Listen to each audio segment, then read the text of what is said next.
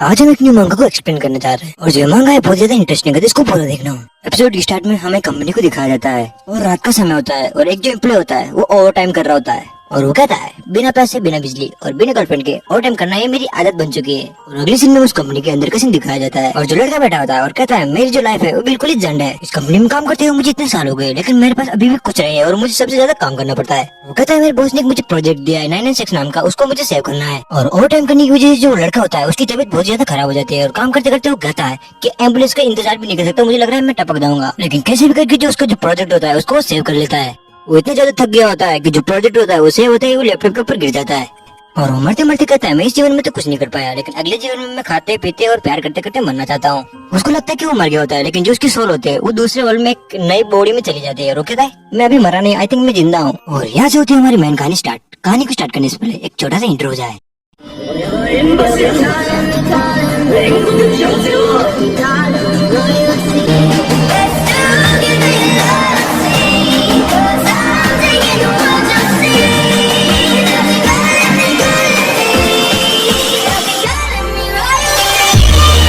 मैं आपको बता दूं जो आदमी होता है उसकी डेथ हो जाती है, उसकी जो सोल होती है वो किसी न्यू वर्ल्ड में किसी न्यू बॉडी में चली जाती है और जिस बॉडी में वो सोल आई होती है उस बॉडी को ले जाते हुए दिखाया जाता है। और अगले सीन में भी दिखाया जाता है कुछ लोग उसे लेके जा रहे होते हैं और वो कहता है कि ये आदमी सुंदर तो बहुत है। तभी दूसरा साथी उसकी बात को टालता है और कहता है कि ये भारी भी बहुत है। तभी उनका दूसरा साथी कहता है इसकी किस्मत बहुत ज्यादा खराब है और वो कहता है अपने चेहरे और अपने पैसों को संतुलित करके रखना चाहिए। और वो कहता है ये आदमी अब ऐसी जगह पे पहुंच चुका है जिससे ये वापस कभी नहीं आ सकता। और यहाँ पे इंटरेस्टिंग बात तो यह है कि जो बूढ़ी होती है इसको एक लड़की खरीदने वाली होती है, पता नहीं इसके साथ क्या करेगी, समझ रहे हो ना भाई लोगों। और उनका दूसरा साथी कहता है यहाँ पे सबसे ज्यादा बदकिस्मत तो मिस सू है क्योंकि वो इस मरे हुए आदमी की बॉडी को खरीद रहे हैं और अपने पैसों की बर्बादी कर रहे हैं। ये आदमी तो मरा हुआ है तो मिस सू इसके साथ एंजॉय भी नहीं कर पाएंगी। और उसका साथी कहता है नहीं ये हमारे लिए भी अच्छा हो सकता है क्योंकि ये आदमी तो मरा हुआ है, क्या पता मिस सू के साथ हमें चांस मिल जाए, हमारे मजा हो जाए। और ये टर्की वाली सोच लेके सारे हंसने लगते हैं। वो सारे अपनी मंजिल की ओर जा रहे होते हैं। जो कॉफिन होती है वो थोड़ी बजने लगती है और कॉफिन की आवाज सुन के सारे शॉक हो जाते हैं। वो बोलते ये क्या हुआ। और अगले सीन में दिखाया जाता है उस कॉफिन को तोड़ के जो हमारा मेन कैरेक्टर होता है वो बाहर निकल जाता है और वो कहता है ली लुआन फिर से आ गया। और अगले सीन में दिखाया जाता है वो सारे ली को देख ही रहे होते हैं। ली को देख के वो सारे डर जाते हैं और वो चारों तरफ भागने लगते हैं। और उसका साथ कहता है कि तुम्हारी बात है, तुम मुझसे ऐसी ऐसी बातें कर रहे थे कि वो वापस जिंदा हो गया। और वो बोलता है कि फालतू की बातें मत करो, एक भूत है, भागो और अपनी जान बचाओ। ली उन लोगों को देखता है और कहता है तुम लोग भागो मत, मुझसे डरो मत, मैं तुम लोगों से कुछ सवाल पूछना चाहता हूँ। और वो कहता है सबसे पहले मैं इस बॉडी में कैसे आया। तभी उसको धीरे धीरे सब कुछ याद आने लगता है। तभी उसको याद आता है ये जिसकी बॉडी होती है उसका पूरा नाम होता है ली लुआन। और ली की जो फैमिली होती है वो मिट्टी से बर्तन बनाने का काम करते थे, इसी वजह से वो बहुत ज्यादा फेमस भी थे। और उसकी जो फैमिली होती है वो बदनाम हो जाते हैं और अंत में उनकी मृत्यु हो जाती है, यानी वो मर जाते हैं। ली का परिवार जब मुसीबत में था तब चुसू परिवार यानी जो उनका दुश्मन परिवार था उन्होंने उसकी बहुत ज्यादा मदद की, उनको अच्छा अच्छा खाना खिलाया, उनको अच्छे कपड़े दिए। और उसी सीन में सू परिवार की सबसे बड़ी बेटी को दिखाया जाता है। और जब ना ली होता है उसकी बड़ी बेटी से शादी कर लेता है और ली के पिता दहेज के रूप में जो नुस्खा होता है मिट्टी के बर्तन बनाने का वो उनको दे देता है। उस फॉर्मूले को देने के कुछ दिनों के बाद जो अपना ली होता है वो बीमार हो जाता है। ली के पिता ने बहुत अच्छे अच्छे डॉक्टर को दिखाया लेकिन सारे ने ना पाड़ दिया कि हम इनको नहीं बचा सकते, इस बीमारी का इलाज हमारे पास नहीं है। और इसी बीमारी की वजह से जो अपना ली होता है उसकी मौत हो जाती है। और 7 दिन से पहले जो अपना ली होता है उसको पहाड़ में दफनाने वाले होते हैं और ली को सब कुछ याद आ जाता है। ली कहता है ये क्रॉसिंग है। जो ली होता है वो अपना चेहरा देखता है पानी में और कहता है यार मानना पड़ेगा ये आदमी है तो बहुत ज्यादा हैंडसम, लेकिन सू परिवार ने इतने ब्यूटीफुल आदमी को मारने की कोशिश क्यों की। और इतना सुंदर चेहरा देख के किसी का दिल कैसे हो सकता है किसी को मारने का। ली कहता है मैं वापस जाऊंगा लेकिन उससे पहले मैं नहा लेता हूँ और अपने आप को साफ कर लेता हूँ। और वो कहता है जाने के बाद जो सू फैमिली है उनको मैं तबाह कर दूंगा। और अगले सीन में दिखाया जाता है जो अपना ली होता है वो पिके बन के झाड़ियों की तरफ भागने लगता है। और आप जो सोच रहे हो झाड़ियों के पीछे वो काम नहीं होने वाला है, झाड़ियों के पीछे नदी होती है, इसी वजह से वो दौड़ के जाता है। और अगले सीन में दिखाया जाता है जो ली होता है उन झाड़ियों को साइड करके आगे निकलता है। तभी उसको कुछ कपड़े दिखते हैं। ली कहता है ये किसके कपड़े हैं। और तभी ली की नजरें एक सुंदर दृश्य पे पड़ती है और वो देख के आपका दिल भी मचल सकता है। यहाँ पे एक लड़की नहा रही होती है विदाउट क्लॉथ और ली उस नजारे का मजा ले रहा होता है। और तभी जो लड़की होती है वो ली को देख लेती है। वेल जो अपना ली होता है उस लड़के से कहता है तुमने मुझे ऐसे देखने की हिम्मत कैसे की। ली उससे कहता है मैं मानता हूँ कि मैं बहुत ज्यादा हैंडसम हूँ लेकिन तुम मुझे ऐसे देख रहे हो तो मुझे थोड़ी शर्म आ रही है और तुम कितनी बदमाश हो, तुम मुझे ऐसे देख रही हो और तुम मुझे ऐसे देख के मुझे ब्लैकमेल तो नहीं करने वाली ना। लड़की अपनी तलवार को ली के गले पे रखती है और कहती है कि तुम कितने बेशरम हो, तुम्हें शर्म भी नहीं आ रही, मैंने तुम जैसे बेशरम आदमी कभी भी नहीं देखा। वो लड़की कहते हैं मेरा नाम नींग है और अब मैं तुम्हें अपनी तलवार से मार दूंगी, तुमने मुझे ऐसे देखने की हिम्मत कैसे की। अगले सीन में ली को दिखाया जाता है। ली उस लड़की की बात सुन के हंसने लगता है और बोलता है अच्छा नींग नाम है तुम्हारा, तुम मुझे याद रहोगी। और फिर से जोर जोर से हंसने लगता है। नींग ली से कहती है बिना कपड़ों के बेशरम आदमी, तो क्या तुम मुझे याद रखोगे, मैं तुम्हें अभी मार दूंगी। ली उसकी तलवार को रोकता है, उससे कहता है जब मैं आया था तब मैं जिंदा था और जो मैंने कपड़े पहने थे, अगर तुम कपड़ों को देख लो तो तुम डर जाओगी। और नींग कहते हैं तुम मुझे बातों में उलझाने की बात मत करो, मुझे बता के तुम मुझे बातों में फंसा के खेल खेल रहे हो मेरे साथ। अगले सीन में दिखाया जाता है जो नींग होती है वो ली के कपड़ों को देखती है और कहती है भूत। तभी जो टल्ली होता है वो वहाँ से भाग जाता है और नींग कहती है यहाँ से चला गया। और तभी नींग की नजर ली पे पड़ती है और बोलती है हरामी भागना बंद करो तुम। और नींग चिल्लाते हुए कहते हैं कि मुझे विश्वास नहीं हो रहा तुमने मेरे साथ ऐसा कुछ कर लिया, लेकिन भागो, तुम कितना भाग सकते हो, मैं तुम्हें पकड़ ही लूंगी और तुम ज्यादा दूर नहीं जा सकते। अगली सीन में नींग के घर को दिखाया जाता है और उसकी मॉम डैड उसके साथ होते हैं और नींग की मॉम कहती है फेक डेड बॉडी क्या चल रहा है यहाँ पे। अगले सीन में नींग और उसके डैड को दिखाया जाता है। उसके जो डैड होता है वो कहता है कि तुम्हें चिंता करने की कोई जरूरत नहीं है। और उसके डैड कहते हैं ये सारे लोग सिर्फ पैसा कमाने के लिए कुछ ना कुछ करते रहते हैं और तुम्हें चिंता करने की कोई जरूरत नहीं है, तुम्हारे साथ कुछ भी गलत नहीं होने वाला। और नींग का जो डैड होता है वो कहता है कि ऐसा तो हो ही नहीं सकता कि वो जिंदा हो, क्योंकि मैंने अपने हाथों से उसकी शराब में जहर मिला दिया था और उसने मेरे आंखों के सामने उसको पिया था और अब तो कोई चांस नहीं है कि वो जीवित हो। नींग अपने डैड से कहते हैं सिर्फ उस नुस्खे को प्राप्त करने के लिए हमने उसको मार दिया, कि हमने गलत नहीं किया और ये संभव नहीं है कि दूसरे जो परिवार है वो हमारे बारे में ऐसा ऐसा सोचेंगे, बातें बनाएंगे। अगर हमसे ऐसा कोई पूछेगा तो हम कहेंगे हमने पूरी कोशिश की थी उनको बचाने की, लेकिन हम उन्हें नहीं बचा पाए और उसकी मौत की वजह उसका किस्मत को ठहराएंगे। और अभी तक किसी को नहीं पता कि हमने उसको जहर दिया था और अगर किसी को पता होगा तो भी वो हमारे सामने खड़ा नहीं होने वाला और तुम्हें इस बारे में चिंता करने की कोई भी जरूरत नहीं। वो कहता है कि तुम्हें उनके बारे में सोचने की कोई जरूरत नहीं, तुम्हें पता है वो मर चुका है और हमारे सामने कोई भी खड़ा नहीं होने वाला, तो तुम्हें अपने काम पे ध्यान देना चाहिए। अगर तुम भूल गए हो तो मैं तुम्हें बता दूं, हमारी एक प्रतियोगिता है और प्रतियोगिता कुछ ही दिनों में होने वाली है। मिट्टी के बर्तन बनाने की जो प्रतियोगिता है तुम्हें उस पर ध्यान देना चाहिए। मिट्टी के बर्तन बनाने की प्रतियोगिता में इस बार हमारा परिवार ही चैंपियन होना चाहिए और धीरे धीरे करके जो हमारा परिवार है उसको हम मास्टरपीस में बदल देंगे। नींग कहते हैं कि आप सही कह रहे हैं पिताजी, मैं फालतू में ऐसा सब सोच रही हूँ। वह बेचारा तो मर चुका है और वो चाह कर भी उस ताबूत से बाहर नहीं निकल सकता। और तभी नींग के कंधे पे कोई हाथ रखता है और वो कहता है अगर कोई निकल जाए तो तुम क्या कर सकते हो।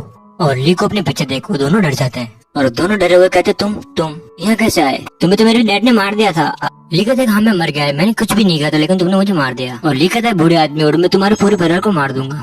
और ली कहता है तुमने जो भी किया तुम्हें उनकी सजा मिलने वाली है, मैं तुमसे अपना बदला लेकर रहूंगा।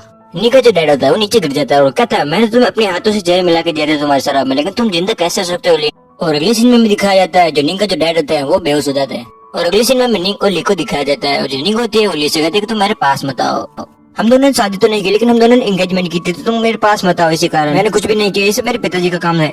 ली नींग से कहता है कि तुम भागना बंद करो। जो नींग होती है उसको इतना ज्यादा डर लगता है कि वो वहीं भी टॉयलेट कर लेती है और ली उससे कहता है ओह माय गॉड तुमने तो यहीं पे टॉयलेट कर दिया। और अगली सीन में भी दिखाया जाता है जो ली होता है अपने मुंह से उस मास्क को निकाल लेता है और कहता है कि वेल मेरा मतलब ये नहीं था कि मैं तुमको इतना डराना चाहता हूँ। और ली अपने आप से कहता है क्या ये मैं गलत कर रहा हूँ, क्या मुझे ऐसा लग रहा है कि मैं बुरा आदमी हूँ, मैं गलत काम कर रहा हूँ, मैं महिलाओं को धमका रहा हूँ। मैं मानता हूँ इन लोगों ने मेरे साथ गलत किया लेकिन धमकाना लड़कियों को ही ठीक नहीं रहेगा। और ली कहता है कि थोड़ा टाइम तक मुझे अच्छा लग रहा था ये सब करना। ली कहता है कि मैं तो तुम लोगों से छोटा सा मजाक कर रहा था और वैसे मैं यहाँ पे ये कहना आया हूँ कि हमारी शादी है वो नहीं होने वाली। और ली जाते हुए कहता है कि जाओ किसी और को ढूंढ लो शादी के लिए। और अगली सीन में दिखाया जाता है जो ली होता है वो जा रहा होता है और जो नींग होती है उसको देख रही होती है। ली होता है वो नींग के घर से बाहर निकल जाता है, घर से बाहर निकलते ही उसके सामने एक ड्रॉ आ जाता है। अगली सीन में उस ड्रॉ को दिखाया जाता है। ली उसे देख के कहता है मुझे लगता है कि मुझे एक फ्री ड्रॉ मिला है और मैं फ्री ड्रॉ कर सकता हूँ। फ्री ड्रॉ मुझे शुरुआत का बोनस लगता है और इसे देख के तो मुझे ऐसा लग रहा है कि मैं इसको जीत सकता हूँ। और सोचने के बाद जो ली होता है उस स्टार्ट ड्रॉ को बटन पर क्लिक कर देता है और अगली सीन में दिखाया जाता है जो ड्रॉ होता है वो घूमने लगता है और ली को मिलता है चीनी मिट्टी के पत्थर बनाने की विधि। और ली कहता है क्या मिला ये भी, ये तो मुझे पहले से आता है तो इसको लेकर मैं क्या करूंगा। और ली कहता है मिला है तो ठीक है, इसको बाद में उपयोग मिलेंगे। और ली कहता है मेरे सारे काम तो हो चुके हैं, अब मुझे क्या करना चाहिए। तभी ली की नजर लोगों की भीड़ पे पड़ती है। ली कहता है कि वहाँ पे क्या हो रहा है और एक जो ली होता है वो जानने के लिए आगे जाता है और वहाँ पे जो मिट्टी के बर्तन बनाने की जो प्रतियोगिता होती है उसका कार्ड लगा हुआ होता है जिसकी तैयारी सी परिवार भी कर रहा होता है। और उस कार्ड को पढ़ के जो ली होता है बहुत ज्यादा खुश हो जाता है और कहता है ये एक सही टाइम है। ली कहता है मिट्टी के बर्तन बनाने की प्रतियोगिता में मैं भाग लूंगा और मैं ही जीतने वाला हूँ। और ली कहता है कि जैसे कि मैंने इस परिवार को कहता हुआ सुना, उन्होंने सिर्फ उस नुस्खे के लिए मुझे मार दिया, एक अच्छा मौका है उनको भी सबक सिखाने का, मैं कैसे भी करके उनको हरा कर रहूंगा। वहीं पे सीन चेंज होता है और कुछ लोगों को आते हुए दिखाया जाता है। अगले सीन में सारे लोगों को दिखाया जाता है और जो लोग होते हैं वो उस इवेंट के पास आ रहे होते हैं और वो सारे लोग ली के पास जाके खड़े हो जाते हैं और ली को देखने लगते हैं पीछे से। और अगले सीन में दिखाया जाता है उन लोगों का जो मैन लीडर होता है तलवार को ली से टच करा देता है और उन सब लोगों का लीडर कहता है कि तुम्हारी जगह यहाँ पे नहीं है, लेकिन तुम हमारे साथ आओ, ये प्रतियोगिता तुम्हारे काम की नहीं है और बिना चलाए हमारे साथ आओ। ली उनके साथ जाने के लिए तैयार हो जाता है और सीन चेंज होता है और रात का सीन हमको दिखाया जाता है और वो सारे लोग ली को एक जंगल में लेके आ गए होते हैं और ली के हाथ पैर बांध के उसको गड्ढे में डालने वाले होते हैं। ये कहता है ये सब मेरे साथ ही क्यों होता है, क्या मैंने इसीलिए क्रोध किया था कि मैं फिर से मर सकूं, मेरी जिंदगी सच में झंड है। ली की बात सुनकर जो लीडर होता है वो बोलता है कि तुम कैसी पागली जैसी बात कर रहे हो, तुम्हें पता है कि मुझे मजाक पसंद नहीं, तो तुम मेरे सामने मजाक मत करो, और तुम्हें भी पता है ये सब मैं वसूली के लिए कर रहा हूँ। तुम्हारी जब तबीयत खराब थी तुमने मुझसे 10 तार लिए थे चांदी के, और उनका ब्याज दिए बिना तुम मर गए। तुम बोल तो नहीं गए ये सब, जबकि तुम मेरा ब्याज नहीं दे सकते तो मैं तुम्हें मारने वाला हूँ। मैंने तुम्हारी मुसीबत के समय मदद की 10 तार दे के, लेकिन तुमने मुझे ब्याज नहीं दिया तो मैं तुम्हें मारने वाला हूँ। जैसा कि आपको पता होगा ली लुआन की बॉडी में उस आदमी ने क्रोश किया था। वो आदमी कहता कि इस आदमी ने मरने से पहले बहुत सारे खर्चे किए, और खर्चे करने के बाद जो उनका ब्याज है वो मुझे चुकाने के लिए इसने यहाँ पे छोड़ दिया मुझे। और लीडर ली से कहता कि तुम्हारे फालतू के सवाल अगर बंद हो जाए तो मुझसे कहना, मैं तुम्हें स्वर्ग में भेज दूंगा, और तुम चिंता मत करना, जो मेरी तलवार है एक ही बार में तुम्हारा काम पूरा कर देगी।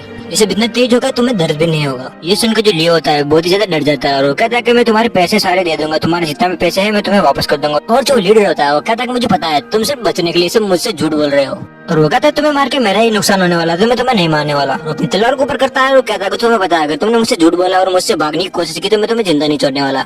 उसकी तलवार ऊपर करने से लियो होता है वो बहुत ज्यादा डर जाता है, लेकिन लीडर उसे छोड़ देता है और उसकी जो रस्सियां होती है उसको भी काट देता है। और ली कहता है यार बच गया मैं तो।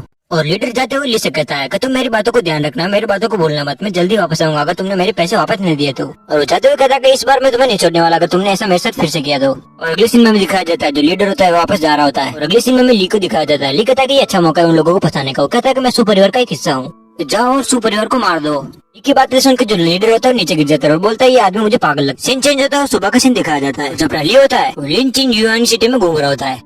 अगले सीन में बहुत सारे लोगों को दिखाया जाता है। उनमें से एक आदमी कहता है कि मैं लेंगजी को देखना चाहता हूँ, मैं उनके लिए अपने हाथ से एक तोहफा बना के लाया हूँ। और एक आदमी कहता है मैंने लेंगजी के लिए एक अपनी कविता लिखी है। और एक आदमी उससे कहता है कि तुम चुप रहो, मैं लेंगजी को अपने दिल में रखता हूँ, मैंने लेंगजी से खूबसूरत औरत कभी भी नहीं देखी। वेल ये सारे लोग एक लड़की की प्रशंसा कर रहे होते हैं, यानी तारीफ कर रहे होते हैं। अगले सीन में ली को दिखाया जाता है और उसके साथ एक लड़का होता है। ली से पूछता है भाई ली ये क्या हो रहा है यहाँ पे। ली उस लड़के से कहता है ली चुन युआन सिटी का ये नियम है, हर एक महीने में प्रशंसा प्रतियोगिता होती है और इस प्रतियोगिता को जो भी जीतता है उसको लेंगजी से मिलने का मौका मिलता है। और लड़का ली से कहता है तुम यहाँ पे क्या कर रहे हो, वैसे कहीं तुम लेंगजी को किडनैप करने का तो नहीं सोच रहे हो, लेंगजी का अपहरण करके उनसे पैसे मांगना चाहते हो क्या भाई? वैसे ये आइडिया बुरा नहीं है, अगर तुम कहो तो मैं तुम्हारी मदद कर सकता हूँ कुछ। ली उससे कहता है जवान लड़के हर समय मैं ऐसा सब कुछ नहीं सोचता रहता, मेरे पास अपना रास्ता है, तुम्हारी बात का मान रखते हुए मैं तुम्हें बता देता हूँ कि मैं यहाँ पे क्या कर रहा हूँ। एक्चुअली मैंने भी इस प्रतियोगिता में भाग लिया है, मैंने एक पत्र लेंगजी को लिख के दिया है और मुझे पक्का पता है कि मैं ही जीतने वाला हूँ। तभी उसको मेरे से एक लड़की बाहर निकलती है और बोलती है कि तुम सब लोग इधर आओ, इस महीने का जो विनर है उसका पता लग गया है, तुम सब लोग इधर आओ मैं तुम्हें बताते हूँ। और इस महीने की प्रतियोगिता का जो विनर नाम है लिन हुआन। लिन हुआन तुम कहाँ पर हो?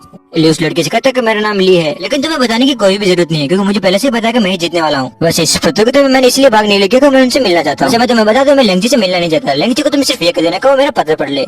लिन की बातें सुनकर जो लड़की होती है इम्प्रेस हो जाती है। लड़की कहती है लिन इतना दिखावा कैसे कर सकता है। और अगले सीन में दिखाया जाता है जो ली होता है वहाँ से जा रहा होता है अपने दोस्त के साथ। अगले सीन में लेंगजी जिसने ये प्रतियोगिता रखे होते हैं उसको दिखाया जाता है, वो खिड़की से ली को जाते हुए देख रही होती है और लेंगजी ने ली की सारी बातें सुन ली होती है। और अगली सीन में दिखाया जाता है जो लेंगजी होती है ली के पत्र को हाथ में पकड़ लेती है और लेंगजी कहती है कि ये पहला आदमी है जो मुझसे मिलना नहीं चाहता, बाकी सारे लोग तो मुझसे मिलने के लिए मरते हैं, ये ली सबसे अलग है। जो लेंगजी होती है ली के पत्र को देखते हुए कहती है ली लुआन तुम मुझे बहुत ही दिलचस्प लगे। और अगले सीन में दिखाया जाता है जो लेंगजी होती है ली को पत्र को पढ़ने लगते हैं और ली ने उस पत्र में लिखा होता है कि मुझे पता है आप हर महीने इस प्रतियोगिता को क्यों करते हैं, आप प्रसिद्ध होना चाहते हैं। और ली ने लिखा होता है अगर आप मेरी बात माने तो लोग आपकी मूर्ति बनाएंगे और आप बहुत ही ज्यादा प्रसिद्ध हो जाएगी, अगर आप प्रसिद्ध होना चाहती तो आपको मेरा कहना मानना होगा। ली ने अपने आप को भी ड्रॉ किया होता है, जो अपना ली होता है उस प्रशंसा प्रतियोगिता को जीत जाता है और वहाँ से निकल जाता है लेंगजी को पत्र देके। एपिसोड के स्टार्ट में हमें बहुत सारे लोगों को दिखाया जाता है और ये सारे लोग मिट्टी के बर्तन बनाने की जो प्रतियोगिता होती है उसके लिए यहाँ पे खड़े होते हैं। अगले सीन में सुपरिवार को दिखाया जाता है, वो कुछ व्यापारियों के साथ बैठा होता है। ये मिट्टी के बर्तन बनाने की जो प्रतियोगिता होती है वो इसलिए होती है ताकि लोगों को पता चल सके कि कौन सबसे अच्छे बर्तन बनाता है और वो उससे खरीद सके। एक आदमी उनसे व्यापारी से कहता है अगर आपको सबसे अच्छे मिट्टी से बने बर्तन अगर चाहिए तो आपको सुपरिवार के पास जाना होगा, यहाँ पे सबसे अच्छे मिट्टी के बर्तन सुपरिवार ही बनाता है। लेकिन जो आदमी होता है वो सुपरिवार की तारीफ कर रहा होता है। हर वर्ष मिट्टी के बर्तन बनाने की जो प्रतियोगिता होती है वो होती है और दूसरे देश के जो व्यापारी होते हैं वो उनको देखने और खरीदने के लिए आते हैं। इस प्रतियोगिता का जो विनर होता है वो सारे मिट्टी के बर्तन बेच देता है। इसी वजह से जितने भी लोग मिट्टी के बर्तन बनाते हैं वो इस प्रतियोगिता को जीतना चाहते हैं। और उस आदमी से सुपरिवार की तारीफ सुनो एक आदमी बोलता है हाँ हम समझ गए कि ये अच्छे बर्तन बनाता है। अगले दिन में निंग के डैड को दिखाया जाता है और वो कहता है कि तुमने मेरी इतनी ज्यादा तारीफ की उसके लिए धन्यवाद। अपनी तारीफ सुनकर बहुत ज्यादा खुश हो जाते हैं। अगले दिन में निंग और उसके डैड को दिखाया जाता है, वो सारे बात कर ही रहे होते तभी पीछे से आवाज आती है और आवाज ली की होती है। ली कहता है कि तुम सच में मानती हो कि एक प्रतियोगिता है, क्या तुम इसीलिए इतने दूर से यहाँ पे आए हो? और वो दोनों ली की आवाज सुनकर थोड़ा नम से पड़ जाते हैं। और अगले सीन में दिखाया जाता है जो ली होता है वहाँ से चल के आ रहा होता है। ली ने उन व्यापारियों के सामने निंग के डैड की बेइज्जती कर दी होती है और ये सब सुन के जो निंग के डैड होते हैं वो गुस्से में खड़े हो जाते हैं। और ली से कहते कि तुम अपनी फालतू की बकवास बंद करो, और तुम यहाँ पर भी आ गए। और ली से कहते तुमसे तो कुछ होता नहीं है और लोगों का काम बिगाड़ने के लिए हर जगह आ जाते हो। और निंग के डैड ली से कहता है कि तुम कुछ नया देखना चाहते हो, ठीक है अपनी आंखें खोल कर रखो, मैं तुम्हें कुछ नया दिखाता हूँ। और उसी सीन में दिखाया जाता है जो निंग के डैड होते हैं वो निंग से उस वस्तु को ले रहे हो। और अगले सीन में एक मिट्टी से बने बर्तन को दिखाया जाता है और निंग के डैड ली से कहता है देखो अपनी आंखें खोल कर देखो इसे, इसका पैटर्न देखो, इसकी चमक और इसकी बनावट देखो, इस प्रतियोगिता को जीतने के लिए मैंने इसको बनाया है। और निंग के डैड ली से कहता है तुम्हें आश्चर्यचकित होने की कोई जरूरत नहीं है, हाँ मैं मानता हूँ ये सुपर ने बनाया है और ये बहुत ही ज्यादा शानदार। और अगले सीन में दिखाया जाता है जो ली होता है उस बर्तन को अपने हाथ में ले लेता है और उसे ध्यान से देखने लगता है। अगले सीन में निंग के डैड को दिखाया जाता है और अपने मन में सोचते हैं कि देखो देखो इसको, मैंने तुम्हारे परिवार की विधि से इसको बनाया है। एक डैड अपने मन में कहता है ली अगर जिंदा रहेगा तो मेरे लिए परेशानियां खड़ा करता रहेगा, तो इसको मुझे जिंदा नहीं छोड़ना है। अगले सीन में हमको ली को दिखाया जाता है और जो ली होता है उस बर्तन को पीछे फेंक देता है और बोलते हैं तो बकवास और पुराना है, तुम तो अभी भी बच्चे जैसे बर्तन बनाते हो। ली के उतनी जोर से फेंकने की वजह से जो मिट्टी का बर्तन होता है वो टूट जाता है। अगले सीन में निंग और उसके डैड को दिखाया जाता है। निंग के डैड ली से कहते क्या तुमने इसको पुराना कहा और तोड़ दिया, तो परिवार के अलावा कोई भी नीले और सफेद रंग का बर्तन नहीं बना सकता। निंग के डैड कहते मेरे को उसको बनाने में बहुत ही ज्यादा टाइम लगा था, तुमने उसको तोड़ क्यों दिया। सामने को इशारा करते हुए कहता है मैं चाहूँ तो कोई भी कर सकता है, थोड़ी देर रुको मैं तुम्हारे गलत समय भी दूर कर देता हूँ, तुम्हारे अलावा कोई भी नीले और सफेद रंग का बर्तन नहीं बना सकता। इसी में निंग के डैड और कुछ लोगों को दिखाया जाता है। निंग के डैड उन लोगों से पूछते हैं कि तुम लोग कैसे बर्तन बना सकते हो। और अगले सीन में उन सारे लोगों को दिखाया जाता है और निंग के डैड की बात को इग्नोर कर देते हैं। लोगों में से एक आदमी ऊपर देख के बोलता है कितना प्यारा दिन है, हमें तो आज पतंग उड़ानी चाहिए। वे सारे निंग के डैड की बात को इग्नोर करते हुए अपने दोस्तों से कहते हैं, वे सारे लोग निंग के डैड की बात को इग्नोर करते हुए कहते हैं कि तुम उस दिन किस रेस्टोरेंट की बात कर रहे थे, तुमने वहाँ पे खाना खाया था और तुमको बहुत अच्छा लगा था, हम सबको आज जाना चाहिए वहाँ पे। उसका दोस्त कहता है क्यों नहीं चलते हैं। अगले सीन में ली को दिखाया जाता है जो ली होता है ताले बजाता है। ली उन लोगों से कहता है भाई अब छुपना बंद करो, मैंने तुम्हें जो विधि दी थी तुमने उससे कुछ बनाया है तो वो हमें दिखा सकते हो। तुम एक तरह से तुम लोगों की परीक्षा है, अगर तुमने अच्छा काम किया होगा तो मैं तुम अपने काम के लिए रख लूंगा। अगले सीन में उन लोगों को दिखाया जाता है और सारे लोग ली की बात मान लेते हैं। ली ने जो विधि सिखाई थी उस विधि से उन लोगों ने बर्तन बनाए थे और वो बर्तन वो दिखाते हैं। वे सारे लोग एक एक करके अपने बर्तन दिखा रहे होते हैं। अगले सीन में निंग के डैड को दिखाया जाता है और निंग के डैड ये सोच के खुश हो रहे थे कि नीले और सफेद रंग के मिट्टी से बने बर्तन को किसी ने भी नहीं बनाया होगा सिवाय उनके। लेकिन ली ने दूसरे लोगों को वो विधि बता दी थी और वो बर्तन देख के जो निंग के डैड रहते हैं वो शौक हो जाते हैं। वेल ये बात है उस दिन की जब ली को उन लोगों ने पकड़ लिया था और ली वहाँ से छोड़ के घर पे गया था। ली ने कुछ लोगों को अपने घर पे बुलाया और उन लोगों को मिट्टी के बर्तन बनाने की जो विधि थी उनको वो दे दी। उन लोगों से कहा कि तुम भी उस रैली में आओगे और छुप कर रहना, जब मैं तुम्हें कहूँ तो तुम सामने आ जाना। और उसी सीन में उन लोगों को दिखाया जाता है। तो वैसे एक आदमी कहता है कि यंग मास्टर धन्यवाद, आपने हम लोगों को इस काबिल समझा और आपने हमें अपने काम में लिया, जैसा आपने कहा हम वैसा करेंगे, उस रैली में भाग लेंगे। और वहीं पर खड़ा एक आदमी बोलता है आपने हमें इस विधि को सिखाया है तो उसके लिए हम दिल से धन्यवाद करते हैं आपको। और अगले सीन में दिखाया जाता है जो ली होता है उनके बर्तन को भी तोड़ देता है। अगले सीन में उन लोगों को दिखाया जाता है जिनको ली ने विधि दी थी और ली से कहता है कि यंग मास्टर ये क्या हुआ, इसका मतलब क्या हुआ, क्या आपको ये बर्तन पसंद नहीं आया। ली उन लोगों से कहता है जैसे मैंने तुमको काम दिया था तुमने उसको पूरा अच्छे से किया है, लेकिन मैं तुम्हें बोतल और कटोरा बनाना नहीं सिखाना चाहता, तुम लोगों को एक नई चीज दिखाता हूँ जो मैंने अपनी नई विधि से उत्पन्न किया यानी बनाया है। ली उन लोगों से कहता है कि तुम मेरे साथ काम कर रहे हो और मैं नहीं चाहता कि तुम ऐसे अजीब गरीब काम करो। और ली कहता है मैं स्वागत करना चाहूँ मेरे मेन कैरेक्टर को, उसकी बनाया कार्य पूरा अधूरा है। वेल आपको याद होगा ली ने लेंगची को एक पत्र लिखा था, उसमें कहा था कि मैं तुम्हारी एक मूर्ति बनाकर दूंगा और तुम लोगों को सामने प्रसिद्ध कर दूंगा। आई थिंक वो लेंगची को ही बुलाएगा। और अगले सीन में दिखाया जाता है उन लोगों के भीड़ से लेंगची चल के आ रही होती है और अगले सीन में लेंगची को दिखाया जाता है और लेंगची का हाथ में होता है एक बॉक्स। वेल आपको भी बताओगे जो लेंगची होती है वो पहले से बहुत ज्यादा प्रसिद्ध यानी फेमस होती है। फेमस इसी वजह से होती है क्योंकि हर महीने प्रशंसा प्रतियोगिता करती है। और अगले सीन में गाँव के लोगों को दिखाया जाता है और बोलते हैं लेंगची ये यहाँ पे क्या कर रही है। वहाँ पे जितने भी लड़के होते हैं बोलते लेंगची लेंगची ऐसा चिल्लाने लगते हैं सारे। और एक लड़का वहाँ पे खड़ा होता है और वो लड़का कहता है ली लुआन ने लेंगची से संपर्क कैसे किया होगा। और लेंगची को देख के जो सारे लड़के होते हैं पागल हो जा रहे हैं। एक आदमी कहता है हमको परवाह नहीं है इस प्रतियोगिता को कोई भी जीते, लेकिन हम तो इस परी को देखना चाहते हैं, हमारे आगे तरसते हैं लेंगची को देखने के लिए। आज हम लेंगची को इतने पास से देख के सारे खुश हो जाते हैं और ली लेंगची को देख के खुश हो जाता है और कहता है आखिरकार तुमने मेरी बात मान ली और तुम यहाँ पे आई। लेंगची ली से कहते हैं कि मैं युवा मास्टर की बात को कैसे टालने की हिम्मत कर सकती थी, तुम मुझे दिलचस्प लगे इसलिए मैं यहाँ पे आ गई और तुमने जैसा कहा था वैसा मैंने कर लिया। और अगले सीन में दिखाया जाता है जो ली होता है उस बर्तन को हाथ में लेने लगता है। कहता है तुमने आज तक अपनी लाइफ में कभी भी ऐसे मिट्टी के बर्तन को नहीं देखा होगा, मैं तुमको मेरी नई विधि से बनाई गई मिट्टी के बर्तन को दिखाता हूँ। आपको सब समझ में आ गया होगा जो ली होता है उसने एक प्लेन बनाया होता है ताकि वो सुपरिवार को हरा सके, इस प्रतियोगिता में अपना बदला ले सके। अगले सीन में निंग और निंग के डैड को और गाँव वालों को दिखाया जाता है, वो सारी मिट्टी से बने बर्तन को देख के शौक हो जाते हैं। ली ने अपनी नई विधि से मिट्टी के ऐसे बर्तन को बनाया होता है कि लोगों की नजर ही नहीं हट रही होती है उस मूर्ति से। और मूर्ति और किसी की नहीं लेंगची की होती है जैसे कि ली ने वादा किया था लेंगची को। और लिखा है आप लोगों के सामने पेश है लेंगची की ब्लू और व्हाइट मूर्ति। लिखा है मैंने अपने हाथों से बनाया इसको। ली उन सब लोगों से कहता है देखो इस मूर्ति को। स्टार्ट में हमें लेंगची को दिखाया जाता है उस मूर्ति के साथ। अगले सीन में हमें गांव वालों को दिखाया जाता है और सारे लेंगची और लेंगची की मूर्ति को देख रहे होते हैं। और एक आदमी कहता है कि उसका कलर उसका मटेरियल शेप देखो तुम, उसके साथ खड़ा लड़का कहता है कि मैंने ऐसा प्रोडक्ट कभी भी नहीं देखा। लेंगची तो खूबसूरत है, जो उसकी मूर्ति है वो भी बहुत ज्यादा खूबसूरत दिख रही है। वेल सारे ली की मूर्ति को देख के सारे इंप्रेस हो जाते हैं। अगले सीन में एक लड़के को दिखाया जाता है, वो कहता है कि मैं एक जाना माना व्यापारी हूँ, मैं जगह जगह घूमता रहता हूँ व्यापार के लिए, मैं बहुत सारे व्यापार करता हूँ, मैंने यहाँ की मिट्टी के बर्तन की बहुत ही ज्यादा प्रशंसा सुनी है, इसलिए मैं यहाँ पे आया हूँ इस प्रतियोगिता को देखने के लिए। और लड़का लिए से कहता है कि तुम्हारी जो मूर्ति है वो बहुत ही ज्यादा अच्छी है और मैंने आज तक ऐसी मूर्ति कभी भी नहीं देखी है। वैसे इस बार मैं व्यापार के हिसाब से नहीं आया था, मैं सिर्फ देखने के लिए आया था, लेकिन मुझे पता नहीं था कि मुझे यहाँ पे इतना बड़ा खजाना मिल जाएगा। अगले सीन में ली और लेंगची को दिखाया जाता है। लेंगची ली से कहती है कि तुमने बहुत अच्छा बनाया, ये तुम्हारा हैंडमेड है, मुझे बहुत अच्छा लगा, लेकिन लोग इसे कैसे खरीद सकते हैं, कितने पैसे में, तो आप कुछ बताना चाहेंगे इसके बारे में। अगले सीन में ली को दिखाया जाता है। ली उन लोगों से कहता है जैसे कि तुम लोगों को पता है मैं चाहूँ तो इस मूर्ति को बहुत ही उच्च दामों पे बेच सकता हूँ, लेकिन मैं ऐसा नहीं करूंगा, मैं बहुत ही कम दामों में इसको बेचूंगा। और इसका ऑर्डर देना बहुत ही ज्यादा आसान है, 50% भुगतान कर दे और बाकी 7 दिन के बाद जब मैं आपको ऑर्डर देने आऊंगा तब आप दे सकते हैं। आपके ऑर्डर देने के बाद 7 दिन में ये आपको मिल जाएगा और इसे खरीदने के लिए आपको कहीं जाना नहीं होगा, मैं आपके दरवाजे तक पहुंचा दूंगा इसको। अगली सीन में निंग के डैड को दिखाया जाता है और आपको पता होगा इसकी गैस जल रही होती है। निंग के डैड सब लोगों से कहता है कि मैं मानता हूँ इसके पास एक अच्छा प्लान है, लेकिन इसके पास पैसा नहीं है, आधे पैसे तो दे देंगे, क्या पता ये पैसे लेके भाग जाए, मुझे लग रहा है ये आप लोगों को धोखा देगा, तो इसका प्रोडक्ट ना खरीदे। ऐसा कहकर लोगों को भड़काने लगता है। अगली सीन में उन व्यापारी को दिखाया जाता है और वो कहते हैं इस आदमी की बात में दम है। लिन के परिवार ने बहुत समय से इस काम को नहीं किया है, मिट्टी के बर्तन बनाने का, क्या पता उनके पास उत्पादन खर्च के पैसा भी हो या ना हो, और उत्पादन को खरीदने से पहले पैसे देना ये मूर्खता वाली बात होगी। और ये आदमी जैसे कह रहा है अगर ऐसा होगा तो हमारे पैसे भी डूब सकते हैं। अगली सीन में निंग के डेड को दिखाया जाता है और उनके साथियों को। निंग के डेड उन साथियों से कहते हैं कि तुम क्या खड़े खड़े मेरी बर्बादी होने को देखना चाहते हो। निंग के डेड उनसे कहते हैं मैं तुम्हारे साथ इतने सालों से व्यापार करता हूँ और तुम मेरी बर्बादी होते हुए देख रहे हो। अगले सीन में उन व्यापारियों को दिखाया जाता है, वो कहते हैं यंग मास्टर लिन आपने ये हमारे साथ गलत किया है, हमारे हिसाब से बोतल और कटोरा बनाना आसान रहेगा हमारे लिए और सुरक्षित भी रहेगा। और अगले सीन में निंग के डैड को दिखाया जाता है, वो अपने मन में सोचते हैं लिन तुम मुझसे पंगा लेने चले थे, तुम अभी भी बहुत ज्यादा छोटे हो मेरे से, मेरे सामने खड़े होने के लिए तुम थोड़े पहले बड़ा हो जाओ। अगले सीन में दिखाया जाता है जो ली होता है उन लोगों के पास जाता है और वो कहता है तुम किन लोगों की बात में आ रहे हो, तुम लोगों को कोई मूर्ख बनाता है और तुम लोग बन भी जाते हो। ली उन व्यापारी लोगों से कहता है कि मैं तुम लोगों के साथ कभी भी धोखा नहीं करूंगा। ली कहता है मेरे पास जितने भी ब्लू और व्हाइट डिजाइन है वो सब मैं तुम्हें दे दूंगा, तुम लोग चाहो तो कुछ सजेस्ट भी कर सकते हो, मुझे कुछ पूछ भी सकते हो, अगर तुम्हें उस ऑर्डर में कुछ बदलाव करना है तो भी करा सकते हो तुम मेरे से, तुम चाहो तो यहाँ से भी ऑर्डर कर सकते हो और तुम चाहो तो डायरेक्ट मुझसे भी ऑर्डर ले सकते हो। और ऐसा कि ली के पास जितने भी जो डिजाइन होते हैं वो उनको ऊपर फेंक देता है।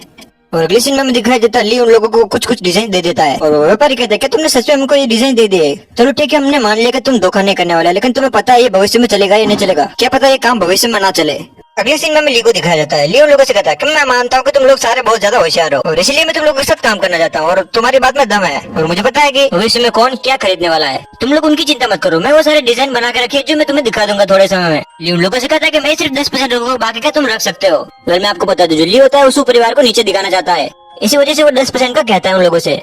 अगली सीन में निंग के डैड और ली को दिखाया जाता है। ली उनसे कहता है कि यहाँ पे सारे व्यापारियों के पास अपना अपना हिस्सा है सिवाय आपके बॉस, मैंने बॉस वाला मालिक है, आप गलत मत समझ जाना। और निंग के डैड उनसे कहता है कि तुम गलत कर रहे हो ली मेरे साथ। अगली सीन में निंग के डैड को दिखाया जाता है, ली से कहता है क्या वे सिर्फ नीले और सफेद रंग के तरीके और हैंडमेड डिजाइन नहीं है, मेरा सुपरिवार मिट्टी के बर्तन उद्योग में बहुत ही कुशल है और जानकार है और 3 दिनों में मैं इन चीजों पर अपना हाथ आसानी से जमा सकता हूँ, सिर्फ 3 दिनों में इन सब चीजों को मैं खुद बना सकता हूँ। तुम शायद भूल रहे हो, तुम अभी नए नए हो, मुझे काफी साल हो गए इस काम को करते हुए, 2 दिन है, तुम 2 दिन मजे कर लो, फिर मेरा टाइम आने वाला है, 3 दिनों के बाद मैं भी इन सब चीजों को बनाने लगूंगा।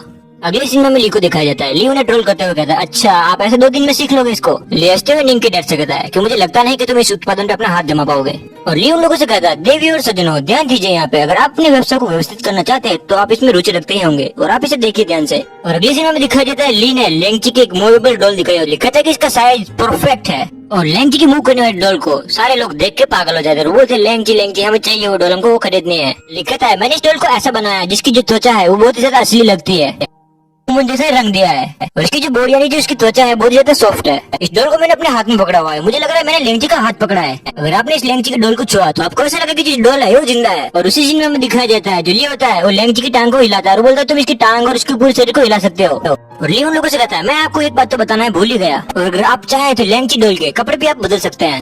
और अगली सीन में अलग अलग कपड़े को दिखाया जाता है लेंगची डोल के कि आपके मन में लड्डू फूटा। अगले सीन में कुछ गांव वालों को दिखाया जाता है और वो कहते हैं मैं अब इसको ज्यादा बर्दाश्त नहीं कर सकता, इस घोड़े को मैं खरीदना चाहता हूँ, इसकी कीमत तुम कितनी भी दो मैं उसको खरीदूंगा। लेंगची की उस डोल को देख के लड़कों की कुछ ऐसी हालत हो गई थी। ली उस आदमी से कहता है कि इसकी कीमत सिर्फ 290 चांदी है, अगर आप इसको लेना चाहते तो जल्दी करें, 10 स्टॉक हमारे पास बाकी रहा है, जल्दी करिए कहीं देर ना हो जाए। ये कहता है अगर कोई भी 400 चांदी की अगर खरीदी करेगा तो उसको मैं 100 चांदी माफ कर दूंगा, मतलब वो डिस्काउंट देता है उन लोगों को। और उस डोल को देख के लोग इतने पागल हो जाते हैं कि पैसे फेंकने लगते हैं ली पे, और एक आदमी तो पूरी अपनी थैली फेंक देता है, बोलता है ले लो उसको और डोल मुझे दे दो। और अगले सीन में दिखाया जाता है वहाँ पे हफड़ा तफड़ी मच जाती है और सारे लोग पे पैसे फेंकने लगते हैं और बोलते हैं मुझे चाहिए ऐसा करके चिल्लाने लगते हैं। एक आदमी सबको धक्का देके आगे आ जाता है और बोलता है कि मेरी गुड़िया को खरीदने की किसी को भी इजाजत नहीं है, और लेंगची की जो गुड़िया है वो सारी की सारी मेरी है, वो सारी को मैं खरीद लूंगा। और अगले सीन में ली को दिखाया जाता है, ये सब देख के लिए बहुत ज्यादा खुश हो जाता है और बोलता है मैंने इतना सोचा भी नहीं था, ये तो उससे भी बहुत ज्यादा उत्साही लोग हैं। अगले दिन में उन सारे व्यापारी को और ली को दिखाया जाता है। ली उनसे कहता है कि तुम चिंता मत करो दोस्तों, हम सब साथ में मिलकर काम करेंगे और इस बात की भी चिंता न करें, इन सारे पैसों को हम बांट के खाएंगे। तुम लोग ये मत समझना कि मैं सारे पैसों को खा जाऊंगा। ली उन व्यापारियों से कहता है ज्यादा लाभ होने के बाद हम लोगों को 30% डिस्काउंट देंगे। और अगले सीन में निंग के डैड और व्यापारी को दिखाया जाता है। निंग के डैड उन्हें आगे जाने से रोकते हैं और बोलता है मैं भी देखता हूँ कौन इसे ज्वाइन करने की हिम्मत करता है। निंग के डैड कहते हैं वो तुम्हें चूते बना रहा है, उसकी चाल है ताकि तुम लोग मेरे साथ काम ना करो। और वो सारे व्यापारी लोग कहते हैं अगर हम ली के साथ काम करेंगे तो हमारा बहुत ज्यादा फायदा होगा और हम तुम्हें बता दें हम तुम्हारे नौकर नहीं है, हम तुम्हारे साथ व्यापार करते हैं और तुम्हारा हक नहीं होता कि तुम हमें किसी भी काम को करने के लिए रोको। और अगले सीन में हमें दिखाया जाता है जो सारे व्यापारी होते हैं वो निंग के डैड को पीटने लगते हैं और सारे लोग कहते हैं अगर पैसा कमाने का मौका है हमारे पास और हम पैसा न कमाए तो ये हमारी मूर्खता होगी। वैसे भी हम सु परिवार के साथ इतने सालों से काम कर रहे हैं लेकिन हमने ज्यादा पैसा नहीं कमाए हैं और वो बहुत ज्यादा बुरा है। और के साथ जो व्यापारी खड़ा होता है वो बोलता है हाँ तुम सही कह रहे हो, हाँ तुम सही कह रहे हो। और अगली सीन में निंग के डैड को दिखाया जाता है वो बोलते हैं ये कैसे हो सकता है, तुम लोग मेरे साथ ऐसा नहीं कर सकते। वेल आपने वो तो सुना होगा बुरे काम का बुरा नतीजा। तुम्हारे साथी ने तो धोखा दिया। अगले सीन में ली को दिखाया जाता है। ली कहता है बॉस आपको अभी भी लगता है आप एक हाथ से सब कुछ नियंत्रित कर सकता है। बॉस टाइम चेंज हो चुका है। अगला वो कुछ नए नए डिजाइन दिखाता है सब लोगों को। एपिसोड की स्टार्ट में हमें उस व्यापारी को दिखाया जाता है और वो कहता है तुम जिसका इंतजार कर रहे हो वो घड़ी आ चुकी है, यानी मिट्टी के बर्तन बनाने की जो प्रतियोगिता है उसका कौन है विनर वो आपको पता लगने वाला है जल्दी। विजेता वो है जिसने नए नए डिजाइन दिखा के सबको चौंका दिया। और रेशन के लिए जितने भी लोग खड़े थे वहाँ पे वो सारे चिल्लाने लगे लीन लीन लीन लीन लुआन। और मिट्टी के बर्तन बनाने की जो प्रतियोगिता होती है उसको हमारा ली जीत जाता है। फिर मैं आपको बता दूं जो बार बार जो कंप्यूटर स्क्रीन शो हो रही है उसको हम सिस्टम कह सकते हैं। और सिस्टम ने ली को टास्क दिया होता है कि मिट्टी बर्तन बनाने की जो प्रतियोगिता है उसको तुम्हें जीतना है और जो ली होता है उसको जीत जाता है। और उसी सीन में दिखाया जाता है जो सिस्टम होती है वो पॉपअप होती है और बोलती है कांग्रेचुलेशन। सिस्टम करती है होस्ट आपका जो टास्क था आपने उसको कंप्लीट कर लिया और आपको 50 पॉइंट मिले हैं। और अगले सिनेमा में ली को दिखाया जाता है और अगले सिनेमा में दिखाया जाता है जो ली होता है उस व्यक्ति के पास चला जाता है स्टेज पे। ली कहता है मैं इतना ज्यादा टैलेंटेड हूँ तो फेमस तो मुझे वैसे ही होना ही था। और अगले सिनेमा में निंग के डैड को दिखाया जाता है और उन व्यापारियों को। निंग के डैड कहते हैं ये तो कितना घमंडी लड़का है, तुम्हें इसकी बातें सुनकर अपना टाइम वेस्ट नहीं करना चाहिए। और यहाँ पे सीन चेंज होता है और ली को जाते हुए दिखाया जाता है और ली जाते हुए कहता है आज का दिन तो बहुत ही अच्छा गया और सारे लोग तो इतने ज्यादा खुश हो गए मैंने सोचा भी नहीं था कभी भी। ली ऐसा बोलते हुए जा ही रहा होता है कि तभी उसके सामने से एक बूढ़ा आदमी आता है। ली उनको देखता है और कहता है मैंने इनको तो पहले कभी नहीं देखा। अगले सीन में उस बूढ़े आदमी को दिखाया जाता है और उसको देख के लग रहा होता है कि इसकी तबीयत होती है बहुत ज्यादा खराब होती है। और अगले सीन में दिखाया जाता है जो बूढ़ा आदमी होता है वो खांसते हुए आगे जा रहा होता है और ली उसे तिरछी नजरों से देख रहा था क्योंकि ली ने उसको पहले यहाँ पे कभी भी नहीं देखा होता है। और अगले सीन में दिखाया जाता है जो बूढ़ा आदमी होता है वो नीचे गिर जाता है। वेल मैं आपको बता दूं जो अपना ली होता है वो बहुत ही ज्यादा सेंसिटिव होता है। ली कहता है मैंने जब इनको पहली बार मेरी तरफ आते हुए देखा तो मुझे लग रहा था ये ऐसे क्यों आ रहे हैं, ये मेरे पास से गुजरे और अपनी छाती को पकड़ा हुआ थे, पता नहीं इनको क्या हुआ होगा। और अगले सीन में उस बूढ़े आदमी को दिखाया जाता है जो आदमी होता है अपनी छाती को पकड़ के नीचे चिल्ला रहा होता है जोर जोर से और वो कहता है मेरी मदद करो कोई। ली अपने मन में सोचता है क्या पता ये नाटक कर रहा हो या फिर ये नाटक करके मेरे से सारे मैंने पैसे लूटना चाहता हो। ली कहता है इसकी आवाज सुनकर मुझे ऐसा लग नहीं रहा कि ऐसा कुछ कर सकता है, मुझे सच में लग रहा है इसके साथ कुछ हुआ हो। ली कहता है जो होगा वो देखा जाएगा लेकिन अभी मुझे इस आदमी की मदद करनी पड़ेगी क्योंकि यहाँ पे कोई भी नहीं है। अगर सच में ये बीमार हो और मर गया तो ये मेरी गलती होगी तो मुझे इसको बचाना चाहिए। और अगली सीन में दिखाया जाता है जो बूढ़ा आदमी होता है उसके पसीने छोटे होते हैं इस वजह से ली को लगा कि हाँ ये झूठ नहीं बोल रहा। और अगली सीन में उस बूढ़े आदमी और ली को दिखाया जाता है जो ली होता है उसके पास दौड़ के जाता है। उससे कहता है ये हार्ट अटैक तो नहीं हो सकता है, मुझे पूरा यकीन है अगर मैं आपको डॉक्टर के पास ले जाऊंगा तो कुछ भी हो सकता है। डॉक्टर के पास ले जाने के लिए हम बहुत ज्यादा लेट हो चुके हैं, मुझे कुछ करना होगा, मैं क्या करूँ कुछ समझ में भी नहीं आ रहा मुझे। ली कहता है इनकी तबीयत इतनी ज्यादा खराब है अगर मैं किसी डॉक्टर को बुलाने गया तब तक ये जिंदा नहीं बचेंगे, मुझे कैसे भी करके इनके लिए दवा बनानी होगी या दवा कहीं से लेके आनी होगी जल्दी से जल्दी। तो उसे लगता है कि मैं दवाई कहाँ से लाऊं। वेल जैसे कि मैंने आपको पहले बताया जो स्क्रीन शो रहे हैं उसको हम सिस्टम कह सकते हैं। ली कहते हैं हाँ सिस्टम में मैंने कुछ देखा था जो मेरे काम आ सकता है। अभी मैंने जो टास्क पूरा किया था उसकी वजह से मेरे पास कुछ पॉइंट्स है, उसकी वजह से मैं कुछ वस्तुओं का लेन देन कर सकता हूँ और हो सकता है कि वहाँ पे मुझे दवाई मिल जाए। ली सिस्टम से कहता है तुम्हारे पास जितनी वस्तु है उसकी लिस्ट मुझे दिखाओ और उस लिस्ट के अंदर से जो दवाई की सेक्शन होता है ली उस पर क्लिक करता है। और अगले सीन में सिस्टम को दिखाया जाता है जो सिस्टम होती है वो लिस्ट को दिखा रही होती है। सिस्टम के पास जितनी मेडिसिन होती है वो सिस्टम उसको शो कर देती है। अगले सीन में एक मेडिसिन को दिखाया जाता है लिखा है आखिरकार हमने इसको ढूंढ लिया। तभी सिस्टम की तरफ से एक नोटिफिकेशन आती है अगर तुम इसको खरीदना चाहते हो तो तुम यस या नो पे क्लिक कर सकते हो। किसी भी मेडिसिन को लेने के लिए आपको 60 पॉइंट को माइनस करना होगा यानी भुगतान करना होगा 60 पॉइंट का। और अगले सीन में दिखाया जाता है जो ली होता है जिसको जो दवाई चाहिए होती है उस पर क्लिक करता है। अगले सीन में ली को दिखाया जाता है। ली कहता है मैंने इतनी मेहनत से इन पॉइंट्स को कमाया है और मैं इस आदमी की जान बचाने के लिए मैं सारे पॉइंट को खर्च कैसे कर लूं। ली कहता है मैंने इस बूढ़े आदमी को यहाँ पे पहले कभी भी नहीं देखा, क्या पता ये मुझे फिर कभी ना मिले और मैं इसका इलाज कर दूं कहीं पे चला जाए तो मेरा भुगतान कौन करेगा। फिर मैं आपको बता दूं जो ली होता है बहुत ज्यादा घबरा रहा था, वो बोलता है कि मैंने इतनी मेहनत से इन पॉइंट्स को कमाया इस आदमी के लिए मैं अपने पॉइंट्स को क्यों खर्च करूँ ऐसा वो सोच रहा होता है। फिर जो ली होता है वो डिसाइड नहीं कर पाया तो उसको पॉइंट्स को खर्च करने चाहिए और खर्च नहीं करना चाहिए। वो बोलता है हाँ करने चाहिए और बोलते फिर नहीं करना चाहिए। और ली कहता है नहीं यार, मैं ऐसा कैसे सोच सकता हूँ, मैं एक अच्छा आदमी हूँ और मैं अच्छे नागरिक होने के नाते मुझे इसकी जान बचाना चाहिए। ली कहता है ये पॉइंट्स तो मैं अपनी मेहनत करके फिर से कमा लूंगा, लेकिन इसकी जान मैं फिर से कैसे ला पाऊंगा, तो इसकी जान मुझे बचाना चाहिए पहले। और ऐसा सोच के जो ली होता है 25 बटन में क्लिक करके यस कर देता है, जिससे जो पॉइंट्स यानी जो दवाई होती है वो रिडीम हो जाती है। सिस्टम के द्वारा दी गई जो पहला टास्क था उसको कंप्लीट करके जो ली ने 60 पॉइंट कमाए थे वो सारे पॉइंट्स होते हैं वो कट जाते हैं यानी माइनस हो जाते हैं। और अगले सीन में दिखाई देता है जो दवाई होती है वो ली के पास आ जाती है। ली उस दवाई को अपने हाथ में लेता है और कहता है मैंने पहले सोच के बहुत ज्यादा टाइम वेस्ट कर दिया, तो मुझे इस दवाई को जल्दी से इस आदमी को खिलाना चाहिए। और अगले सीन में उस बूढ़े आदमी को दिखाया जाता है, जो ली होता है उस दवाई को उसके मुंह में डाल रहा होता है। और अगले सीन में दिखाई देता है उस दवाई के खाते जो बूढ़ा आदमी होता है वो खड़ा हो जाता है और बोल रहा है मुझे अब थोड़ा थोड़ा अच्छा लग रहा है। और ली से कहता है तुम मुझे अच्छे आदमी दिखाई दे रहे हो। और अगले सीन में दिखाया जाता है जो ली होता है उस बूढ़े आदमी को खड़ा कर देता है और ली उनसे कहता है कि आपको अब कैसा फील हो रहा है, आपको अच्छा लग रहा है ना। ली उनसे कहता है आपको अपनी सेहत का ध्यान रखना चाहिए। और ऐसे करके जो उनकी जो छड़ी होती है जो नीचे गिर गई होती है उसको उठा कर ली उनको दे देता है। और वो ली से कहते हैं कि मुझे बहुत ही ज्यादा अच्छा लग रहा है, तुमने ये मुझे क्या खिलाया। उस दवाई का खाकर मुझे ऐसा लग रहा है कि मैं फिर से जवान हो गया हूँ। और ओली से कहते हैं यंग मैन तुम बहुत ही अच्छे हो, तुम मुझे जानते भी नहीं हो लेकिन तुमने मेरी मदद की, उसके लिए तुम्हें धन्यवाद। तुमने मेरी मदद ना की होती जो मेरी हड्डियां होती वो पूरी बर्बाद हो जाती, उस टाइम पे मैं हिल भी नहीं पा रहा था। और अगले सीन में हमें दिखाया जाता है जो ली होता है वो बोलता है इस दवाई को अब मैं क्या करूंगा। ली बोलता है ये दवाई को आप रख लो, ऐसी स्थिति कभी भी हो यानी ऐसी परिस्थिति कभी भी हो तो आप इस दवाई को इस्तेमाल कर सकते हैं, इसकी सिर्फ एक गोली खाना आपको अच्छा लगेगा। और आप कभी भी कहीं पर जाए तो इस दवाई को अपने साथ रखना। और ऐसे करके जो दवाई होती है ली उस आदमी को दे देता है और वो ली से कहते हैं धन्यवाद इसके लिए। और वो कहते हैं मेरे पास अभी कुछ नहीं है तुमको देने के लिए, लेकिन मेरे पास एक चीज है जो तुम्हारे काम आए तो तुम ले सकते हो उसको।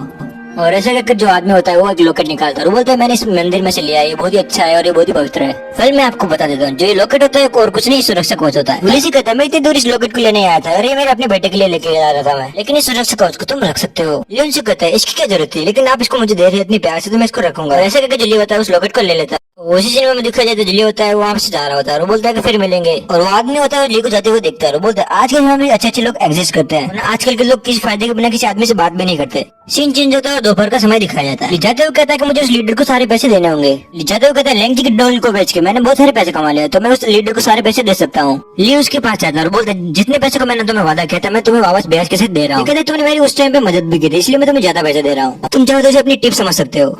और अगले सीन में लीडर को दिखाया जाता है। लीडर कहता है मुझे लगा नहीं था कि तुम अपने पैसों को इतनी जल्दी इकट्ठा कर लोगे, तुमने मुझे सरप्राइज कर दिया। लीडर ली से कहता है तुमने पैसे तो कर लिए लेकिन तुम्हारा नसीब बहुत ही ज्यादा खराब है, तुमने अभी बड़े बड़े लोगों से पंगे ले लिए हैं। अगले सीन में ली को दिखाया जाता है। ली होता है वो सोचने लगता है, बोलता है मुझे लग रहा है कि इसको भी खरीद ले गया है, इसलिए मुझे सिर्फ मारने के लिए ऐसा सब कुछ किया है। मुझे जो रीजन बता रहा है वो सिर्फ मुझे मारने के लिए बता रहा है ये कारण। अगले सीन में ली और लीडर को दिखाया जाता है। जो ली होता है वो लीडर से कहता है अच्छा तो तुम्हें भी सुपरिवार ने खरीद लिया, बताओ सुपरिवार ने तुम्हें कितने पैसे दिए, तुम मुझे बताओ मैं सुपरिवार से भी ज्यादा तुम्हें पैसे दूंगा। लीडर से कहता है मुझे विश्वास नहीं हो रहा तुम मेरे साथ ऐसा कर सकते हो, तुम तो इतने अच्छे दोस्त है, सिर्फ पैसों के लिए तुम ऐसा कर रहे हो। अगले सीन में लीडर को दिखाया जाता है। लीडर अपनी तलवार को थोड़ी बाहर निकालता है और बोलता है पुलिस से कहता है तुम मेरे इतने पुराने दोस्त हो तो मैं तुम्हें सच तो बताना चाहता हूँ, अगर तुम सच सुनना चाहते हो ये सुनो। जो ली परिवार है वो पूरा जो सु परिवार है वो लॉर्ड फैमिली के साथ शादी करने जा रहा है और यहाँ पे पैसों का कोई सवाल भी नहीं उठता, अगर मैंने उनकी बात नहीं मानी तो वो मुझे भी मार देंगे। और वो ऐसा करके ली पे हमला कर देता है। देखा होगा तो आपको याद होगा जो लीडर होता है वो ली पे हमला कर देता है। एपिसोड की स्टार्ट में हमें ली को दिखाया जाता है और सीन चेंज होता है और अगले सीन में लीडर को दिखाया जाता है। ली कहता है ये क्या हुआ और ली अपने आप को देखने लगता है उसको कुछ हुआ तो नहीं। ली कहता है ज्यादा कुछ तो नहीं हुआ लेकिन इसने मेरा सर फाड़ दिया। अगले सीन में उस लीडर के साथी को दिखाया जाता है और वो बोलते हैं तुम ये क्या कर रहे हो, तुम हमारे साथ ही गद्दारी कैसे कर सकते हो, और बोलो मत तुम्हें ये काम खींचने दिया है तो परिवार ने, अगर हमने भी तुम्हारी मदद की तो वो हमें भी मार देंगे, तुम तो पागल हो गए हो लेकिन हम तुम्हारे साथ पागल नहीं होने वाले। और वो कहता है मैं तुम्हें आखिरी बार बोल रहा हूँ उसको मार दो, अगर तुमने उसको नहीं मारा तो हमसे मिलकर तुम दोनों को मार देंगे। और जो लीडर होता है उसकी बात का जवाब नहीं देता, इसीलिए लीडर का जो साथी होता है वो अपने साथियों से कहता है कि लीडर पे हमला कर दो और इस पे भी। और अगले सीन में दिखाया जाता है ऐसा करके जो लीडर के साथी होते हैं वो लीडर को और ली को घेर लेते हैं और उसके साथ लीडर से आखिरी बार पूछते हैं अगर तुम चाहो तो अभी भी तुम्हारी जान बचा सकते हो उसको मार के, लेकिन लीडर उनकी एक नहीं सुनता और उनसे फाइट करने लगता है। और अगले सीन में दिखाया जाता है जो लीडर होता है उन सबको मार देता है। अगले सीन में ली को दिखाया जाता है। जो ली होता है उस फाइट को देख रहा होता है और ताले बजने लगता है, बोलता है तूने बहुत अच्छा लड़ा इसको। और लीडर की फाइट देख के जो ली होता है वो सो को जाता है। लीडर से कहता है कि तुम चाहो तो तुम दुनिया के नंबर 1 तलवारबाज बन सकते हो। अगले सीन में लीडर को दिखाया जाता है। जो लीडर होता है उससे कहता है कि तुम बहुत ज्यादा फालतू की बातें करते हो, तुम ये सारी फालतू की बातें करना बंद कर दो। लीडर ली से कहता है कि तुम्हें पता है क्यों मैं अपनी जान को जोखिम में रख के तुमको क्यों बताया मैंने। अगले सीन में ली को दिखाया जाता है और जो लीडर होता है अपनी तलवार से उस लॉकेट को ऊपर करता है। ये कहता है ये लोकेट मेरे पास कैसा है, अरे हाँ मुझे याद आया ये लोकेट तो मुझे एक आदमी ने दिया था, मैंने उनकी जान बचाई थी और उनको दवाई दी थी। अगले सीन में ली को दिखाया जाता है। ली कहता है अच्छा मैं अब समझ गया कि तुम उन्हीं के लड़के हो और उन्होंने मुझे लोकेट देते हुए ये कहा था ये मैं अपने बेटे के लिए लेके जा रहा हूँ लेकिन तुम इसे रख सकते हो। अगले सीन में लीडर और ली को दिखाया जाता है। जो लीडर होता है वो ली से कहता है इन सारी फालतू की बातों को साइड में रखो और तुम मुझे जो पैसे देने वाले थे वो पैसे मुझे वापस दे दो और पैसे देके यहाँ से चले जाओ। और तभी सीन चेंज होता है और सुबह का टाइम दिखाया जाता है और जो लीडर होता है वो ली को छोड़ देता है और ली वहाँ से जा रहा होता है वो हमको दिखाया जाता है। ये कहता है मेरे पास जितने पैसे थे इसने तो सारे के सारे पैसे ले लिए। जो लियो होता है उस थैली को अपने हाथ में पकड़ता है और कहता है जो पूरी दुनिया है वो अस्त व्यस्त हो चुकी है पूरे पैसों के पीछे। लिखता है इस टाइम पर जिसके पास पैसा है वो ही बलवान है। लिखता है मेरे पास जितने भी पैसे थे वो सारे के सारे खर्च हो गए हैं और अपनी जान को सुरक्षित रखने के लिए मुझे कुछ पैसे फिर से कमाने पड़ेंगे। लिखता है चलो पैसे तो बाद में कमा लेंगे, अब मुझे कौन पकड़ने वाला है। ली सोच के लिए आगे बढ़ता है, तभी ली को पीछे से आवाज आती है भाई रुको। ली सोचता है इस घने जंगल में यहाँ पे कौन हो सकता है। और अगले सीन में दिखाई देता है डाकुओं को। ली जब पीछे मुड़कर देखता है तो वो देखता है उसके सामने दो डाकू खड़े होते हैं और उन दोनों में से कहता है कि तुम यहाँ पे रुक जाओ, ये रास्ता हमारा है, हमने इस रास्ते को काट के बनाया है, तुम्हें हमारे साथ चलना होगा। बिल्कुल मिलाकर जो डाकू होते हैं वो ली को लूटना चाहते हैं। अगले सीन में ली को दिखाई देता है और जो ली होता है वो समझ जाता है कि ये सारे दोनों लोग इसको मिलकर लूटना चाहते हैं, इसलिए सारी बातें बना रहे कि इसका ये रोड है। और ऐसे सोच के जो ली होता है वो अपने सिर पे हाथ रखता है और बोलता है ये आज दिन कैसे जा रहा है, मुझे हर बार कोई ना कोई मुझे पकड़ ले रहा है। और ये दोनों डाकू पता नहीं कहाँ से आ गए। और लिखते हैं अब तो मेरे पास कोई पैसा भी नहीं है कि मैं इनको देख के अपनी जान को छुड़ा सकूं, अब मुझे पता नहीं कि क्या होने वाला है।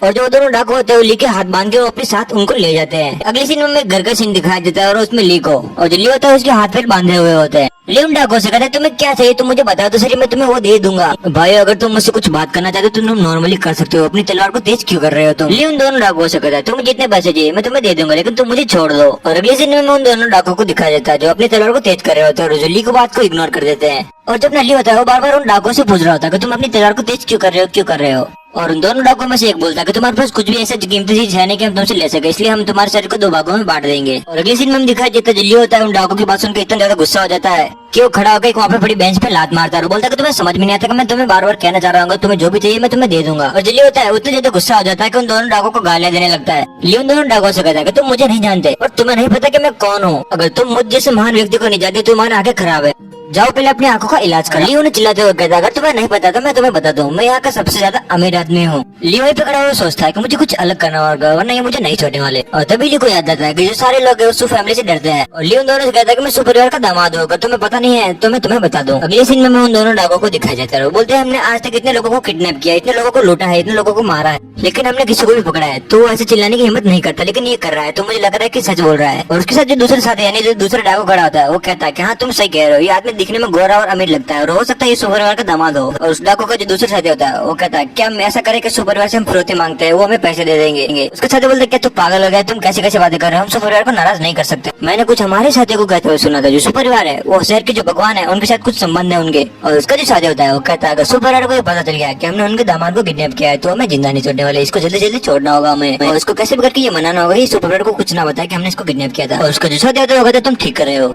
और अगले सीन में दिखाया जाता है जो डाकू होते हैं ली के पास जाते हैं, जो ली की रस्सी होती है वो खोल देते हैं, वो हम तो तुम्हारे साथ मजाक कर देते ताकि तुम हमारे साथ टाइम बिता सको। और वो दोनों कहते हैं हम दोनों तो पागल है, पता नहीं हमने क्यों तुम्हें बांध के रखा इस मजाक के लिए, तुम चिंता मत करना हम तुम्हारे घर तक तुम्हें छोड़ देंगे और अगर तुम्हें कुछ खाने के लिए और कुछ चाहिए हो तो तुम हमें बता सकते हो। बोले यहाँ पे जो डाकू होते हैं वो ली की बातों में आ जाते हैं और ली को छोड़ देते हैं और ली ने जो प्लान बनाया होता है वो पूरा काम कर जाता है। ली कहते हैं मुझे ये अच्छा लगा और जब भी मैं वापस आऊंगा तो मैं सोना और चांदी से पुरस्कृत करूंगा। और ये सुनकर जो डाकू होते हैं बहुत ज्यादा खुश हो जाते हैं और ली कहता है वैसे मुझे अभी थोड़ी भूख लगी है, तुम जाओ और मेरे लिए कुछ खाने का लेके आओ जल्दी से जल्दी। और ली अपने मन में सोचता है सबसे पहले मुझे इन दोनों से छुटकारा पाना होगा फिर मुझे बचने का कोई उपाय ढूंढना होगा, अगर इनको गलती से भी ये पता चल गया कि मैं सुपरवार का दामाद नहीं होता ये मुझे मार देंगे। अगले सीन में कुछ डाकुओं को दिखाया जाता है और उनके लिए एक आदमी खाना लेकर जा रहा होता है और जो सारे डाकू होते हैं वो बात कर रहे होते हैं अगर हमने इस काम को कर लिया तो हमको बहुत ज्यादा पैसा मिलने वाला है। और अगले सीन में उन दोनों डाकू और उनके जो लीडर होता है उसको दिखाया जाता है, उसका नाम होता है यमांग और उसके हाथ में एक फोटो होती है। और राइट में जो डाकू खड़ा होता है वो बोलता है मैंने इस आदमी को कहीं देखा है मुझे ऐसा लग रहा है। और लेफ्ट साइड जो डाकू खड़ा होता है वो बोलता है मैंने भी इसको कहीं देखा है मुझे ऐसा क्यों लग रहा है।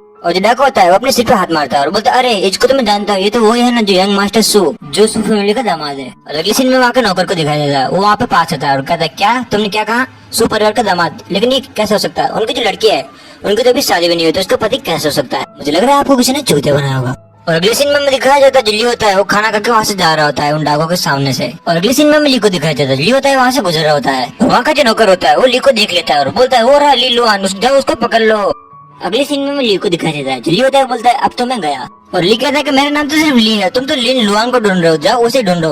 अगले सीन में ली और उस डाकू को दिखाया जाता है, जिल्ली होता है बोलता है मुझे अपने घर पे जल्दी जाना होगा और मुझे कपड़े लेने होंगे। और जो डाकू होता है ली के कंधे पे हाथ रखता है और बोलता है रुको इतनी जल्दी क्या है। और डाकू के कंधे पे हाथ रखते हैं जिल्ली होता है वो थोड़ा डर जाता है और बोलता है और जिल्ली होता है अपने मन में सोचता है अब तो मैं गया, अब तो मैं नहीं बचने वाला। आपको पता होगा जिल्ली होता है उसको डाकू लोग पकड़ लेते फिर से, अगर उस टाइम ली खाने खाने के लिए नहीं रुकता तो वो वहाँ से बच सकता था। और एपिसोड के स्टार्ट में हमें दिखाया जाता है जो डाकू होते हैं वो ली को पकड़ लेते हैं और ली के हाथ रस्सी से बांधे हुए होते हैं। और अगले सीन में हमें सारे डाकुओं को दिखाया जाता है अगली सीन में जो डाकुओं का लीडर होता है उसको दिखाया जाता है और ली से कहता है तुमने मेरे दो साथियों को मूर्ख बनाया है और दोस्त अगले जीवन में मिलना फिर से, और हो सके तो किसी बड़े परिवार में पैदा होना ताकि तुम फिर से न मरो ऐसे।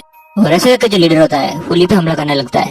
वेल, आप सारे सोच रहे होंगे कि ये ली को मारना क्यों चाहते हैं। जो सुपरिवार होता है उसने सुपारी दी होती है इन डाकुओं को ली को मारने के लिए, इसीलिए जो सारे डाकू होते हैं वो ली के पीछे लगे हुए होते हैं उसको मारने के लिए। अगली सीन में ली को दिखाया जाता है। जो ली होता है वो सिस्टम से बात कर रहा होता है। सिस्टम उससे नोटिफिकेशन में मैसेज भेजती है। उस मैसेज के अंदर ये लिखा होता है अगर तुम मर गए तो तुम्हें एक बार फिर से जिंदा कर दिया जाएगा, लेकिन जो तुम्हारी यादाश्त होगी वो फिर से नहीं आ पाएगी और जो तुम्हारे सारे पॉइंट होंगे वो भी सारे माइनस में हो जाएंगे और ये सब पाने के लिए तुम्हें फिर से बहुत ज्यादा मेहनत करनी पड़ेगी जो तुम्हारे लिए बहुत ज्यादा मुश्किल होने वाला है। ली सिस्टम से कहता है अब मुझे क्या करना चाहिए, मुझे कुछ भी समझ में नहीं आ रहा है। तभी ली के सामने एक छोटी सी स्क्रीन शो होती है और ली बोलता है क्या मुझे इसका उपयोग करना है, क्या मुझे इसका यूज करने के बाद कोई मुझे बताने के लिए आएगा। उसके बाद ऐसा कुछ नहीं होगा ना। और अगले सीन में हमें दिखाया जाता है घोड़ा ली की तरफ बढ़ रहा होता है। अगले सीन में एक लड़की को दिखाया जाता है जो घोड़े के ऊपर होती है और उसके पास एक तलवार होती है और ली की तरफ बढ़ रही होती है। और जो लड़की होती है डाकू के लीडर के पास जाती है और उस पर हमला कर उसकी जो तलवार होती है उसको वो नीचे गिरा देती है। और अगले सीन में हमें दिखाया जाता है जो लीडर की तलवार होती है लीडर से बहुत दूर जाकर गिर जाती है और ली उस लड़की से पूछता है क्या तुम हो। ली उस लड़की से ऐसे इसलिए कहता है क्योंकि वो सिस्टम होती है उसने उसको भेजा होता है। अगले सीन में ली और उस लड़के को दिखाया जाता है। जो लड़की होती है ली से बोलते हैं हाँ तूने मुझे सही पहचाना और यहाँ पे मैं तुम्हें बचाने के लिए आई हूँ। और ऐसे करके उसके पास जो तलवार होती है उसकी मदद से वो ली की रस्सियां काट देती है। वो लड़की से कहती है जब मैं तुम्हें बचा लूंगी तो मुझे कुछ पॉइंट्स यानी जो मेरा स्कोर है वो मुझे प्राप्त होंगे, ये टास्क मिला है मुझे तुम्हारी जान बचाने की। अगले सीन में दिखाया जाता है जो लड़की होती है वो ली की रस्सियों को खोल देती है और जो लड़की होती है वो ली से बोलते हैं क्या तुम भागना चाहोगे यहाँ से। तभी जो सारे डाकू होते हैं वो ली उस लड़की को घेर लेते हैं और बोलते हैं कि इतना आसान नहीं है, तुम लोग हमसे बच के तुम यहाँ से चले जाओगे। और डाकू उस लड़की से कहता है तुम इसकी जान यहाँ पे बचाने के लिए आए हो, लेकिन अब तुम्हारी जान को कौन बचाएगा हम लोगों से। अगले सीन में जो डाकू का लीडर होता है उसको दिखाया जाता है और बोलता है मैं कब से एक अच्छी लड़की की तलाश कर रहा था और मुझे पता नहीं था कि तुम इतनी अच्छी लड़की होगी और मुझे मिलोगी इतनी जल्दी। पता नहीं क्यों बहुत दिनों से मुझे ऐसा लग रहा था कि मैं बहुत ज्यादा अकेला हो गया हूँ और तुम जो इतनी ज्यादा बहादुर हो वो मुझे मिलो। और वो कहता है कि तुम जैसी लड़की मुझे मिलेगी मैंने कभी सोचा भी नहीं था। और ऐसा जो लीडर होता है वो जोर जोर से हंसने लगता है। अगले सीन में उस लड़की को दिखाया जाता है। जो लड़की होती है वो लड़की की बातों को जवाब नहीं देती है। और अगले सीन में कुछ डाकुओं को दिखाया जाता है। लीडर को उस लड़की के साथ फ्लर्ट करता हुआ देख वो आदमी कहता है कि तुम्हें उस लड़की से ऐसा नहीं करना चाहिए, ऐसा अच्छा नहीं लगता। अगले सीन में जो डाकुओं के साथी होते हैं उनको दिखाया जाता है और वो कहता है तुम्हें आवाज सुनाई दे रही है क्या। अगली सीन में दिखाया जाता है जो धरती होती है वो धीरे धीरे हिलने लगती है जैसे कि कोई बहुत सारे घोड़े उसी दिशा में आ रहे हो। अगली सीन में दो डाकुओं को दिखाया जाता है जिसने ली को पकड़ा होता है और बोलते हैं कि वहाँ पे क्या है, वहाँ पे कौन आ रहा है इस तरफ। और अगले सीन में दिखाया जाता है एक जो सेना की टुकड़ी होती है उन्हीं लोगों की तरफ बढ़ रही होती है। और अगले सीन में हमें दिखाया जाता है जो सेना होती है अपने झंडे को लहराते हुए उन्हीं डाकुओं की तरफ बढ़ रही होती है। अगले सीन में हमें दिखाया जाता है जो सेना होती है उन सारे डाकुओं को घेर लेती है और जो डाकू होते हैं वो सेना के सामने अपने आप को सरेंडर कर देते हैं। और जो सारे डाकू होते हैं इतनी बड़ी सेना को देख के सारे कांपने लगते हैं डर से। और अगले सीन में दिखाया जाता है सेना होती है उन डाकुओं को गिरफ्तार कर लेती है और बांध के अपने साथ ले जा रही होती है। अगली सीन में जो डाकुओं का लीडर होता है उसे और ली और जो लड़की होती है उसको दिखाया जाता है। और डाकुओं का जो लीडर होता है उस लड़की को देख के कहता है ये लड़की मुझे पूरी जो सेना है उसकी नेता लग रही है और मैंने अभी इसको नाराज किया है तो मेरा जिंदा रहने का जो कोई रास्ता मुझे लग नहीं रहा है, हम वैसे भी मर जाएंगे शायद। और अगली सीन में ली को दिखाया जाता है। ली उस आदमी को देखता है और देख के समझ जाता है कि ये इस पे हमला करने वाला होता है। और अगले सीन में दिखाया जाता है जो डाकू का लीडर होता है उसने अपने हाथ में कोई एक चाकू जैसी चीज को छुपा कर रखा होता है और वो उसको उस लड़की को फेंकने वाला होता है। और अगली सीन में जो डाकू का लीडर होता है उसको दिखाया जाता है और उसके बाद जो चाकू होता है उसको उस लड़की की तरफ वो फेंक देता है और उस लड़की से कहता है जाओ तुम नरक में चली जाओ, मतलब उसको मरने के लिए कहता है। लेकिन जिली होता है उसको पहले से पता लग गया होता है कि ये उस पर हमला करने वाला होता है, इसी वजह से वो लड़की के सामने आ जाता है और उससे बोलता है तुम बचो और खुद घायल हो जाता है। और अगले सीन में दिखाया जाता है जो डाकू का लीडर होता है उसको सेना वाले सारे लोग पकड़ लेते हैं और जिली होता है वो घायल हो जाता है और वहीं पे बेहोश हो जाता है। चाकू लगने के बाद जो ली होता है वो नीचे गिरने वाला होता है लेकिन जो लड़की होती है वो ली को संभाल लेती है। अगले सीन में ली और उस लड़की को दिखाया जाता है। जो ली होता है उसके चेस्ट में चाकू लगने की वजह से ब्लैक ब्लड निकल रहा है। जो लड़की होती है वो ली के गाँव को देखती है और बोलती क्या ब्लैक ब्लड, मतलब जो चाकू था उसके ऊपर जहर था यानी इसको जहर दिया गया है, इसका जल्दी जल्दी इलाज करवाना होगा। और अगले सीन में घोड़ा गाड़ी को दिखाया जाता है जिसमें ली होता है। अगले सीन में उस लड़की और ली को दिखाया जाता है। जो लड़की होती है उस ली को गाँव का देख रही होती है और बोलती है इसका जो गाँव है बहुत ज्यादा गहरा होता जा रहा है और इसका जो खून है बहुत ही ज्यादा बह रहा है, अगर मैंने इसको नहीं रोका तो इसकी स्किन को इन्फेक्शन हो सकता है और इसकी जान भी जा सकती है। अगले सीन में उस लड़की को दिखाया जाता है और कहते हैं जब मैं इसका इलाज करने के लिए इसकी स्किन को देखूंगी अगर मैं इसकी स्किन से आकर्षित हो गई तो ऐसे जो लड़की होती है वो शर्माने लगती है। और अगले सीन में दिखाया जाता है जो लड़की होती है वो अपने दिमाग में कुछ भी इमेजिन करने लगती है और जो आप समझ सकते हो। और वो कहते हैं यार मैं ऐसा क्यों सोच रही हूँ, इसने मेरे लिए तो इस गाँव को खाया है, मुझे बचाने के चक्कर में इसने खुद को हाथ पहुंचाई है, इसने मुझ पे हुए हमले को अपने ऊपर ले लिया और मेरी जान बचा ली इसने मेरी जान बचाई, तब इसने कुछ भी नहीं सोचा और मैं इतना क्यों सोच रही हूँ, अगर मैं सोचती रही तो ये मर जाएगा। और अगले सीन में दिखाया जाता है लड़की होती है वो ली के कपड़े को साइड में करने लगती है ताकि उसको इन्फेक्शन ना हो। अगले सीन में ली को दिखाया जाता है जो ली होता है अपनी एक आँख को खोलता है। और अगले सीन में दिखाया जाता है जो ली होता है वो उठ जाता है और जो लड़की होती है उसने ली की चेस्ट पे अपने हाथ को रखा हुआ होता है। और अगले सीन में उस लड़की को दिखाया जाता है और वो अपने हाथ को देखती है और बोलती क्या ये तो एक कलर है। और ली खासते हुए उस लड़के से कहता है, हाँ ये मैंने कुछ डाई खरीदी है ताकि मैं अपने आंकड़ों को विकसित कर सकूं। और ली कहता है, मैं कुछ तैयारी कर रहा था, इस वजह से मैं डाई को लाया। तो अगर आपको समझ में ना आया तो मैं आपको बता दूं, जो ली होता है वो नाटक कर रहा होता है और वो अपने मन में कहता है, मेरी जान को मजाक नहीं है कि मैं किसी के लिए गवाता हूं, मैं अपनी जान को मजाक के रूप में क्यों लूं। और लड़की ली से पूछती है, क्या तुम्हें थोड़ा सा भी दर्द नहीं हुआ। अगली सीन में ली को दिखा देता है, जिली होता है अपने मन में सोचता है, अगर मैंने इसको बता दिया कि मैं सिर्फ नाटक कर रहा था, ये मुझे जिंदा नहीं चढ़ने वाली। और अगली सीन में ली को दिखा देता है, जिली होता है वो बोलता है, मुझे अंदरूनी चोट लगी और मुझे बहुत ही ज्यादा दर्द हो रहा है, मैं क्या करूँ। ऐसे करके जिली होता है वो थोड़ा चिल्लाने लगता है, कहता है मुझे अभी बेहोश होने का नाटक करना पड़ेगा। और ऐसे उसको जिली होता है वो बेहोश होने की एक्टिंग करता है। और अगली सीन में उस लड़की को दिखाया जाता है, जो लड़की होती है टोटली कंफ्यूज है उसको क्या करना चाहिए। और अगले सीन में एक बड़े से घर का सीन दिखाया जाता है जिसका नाम होता है निंग बो।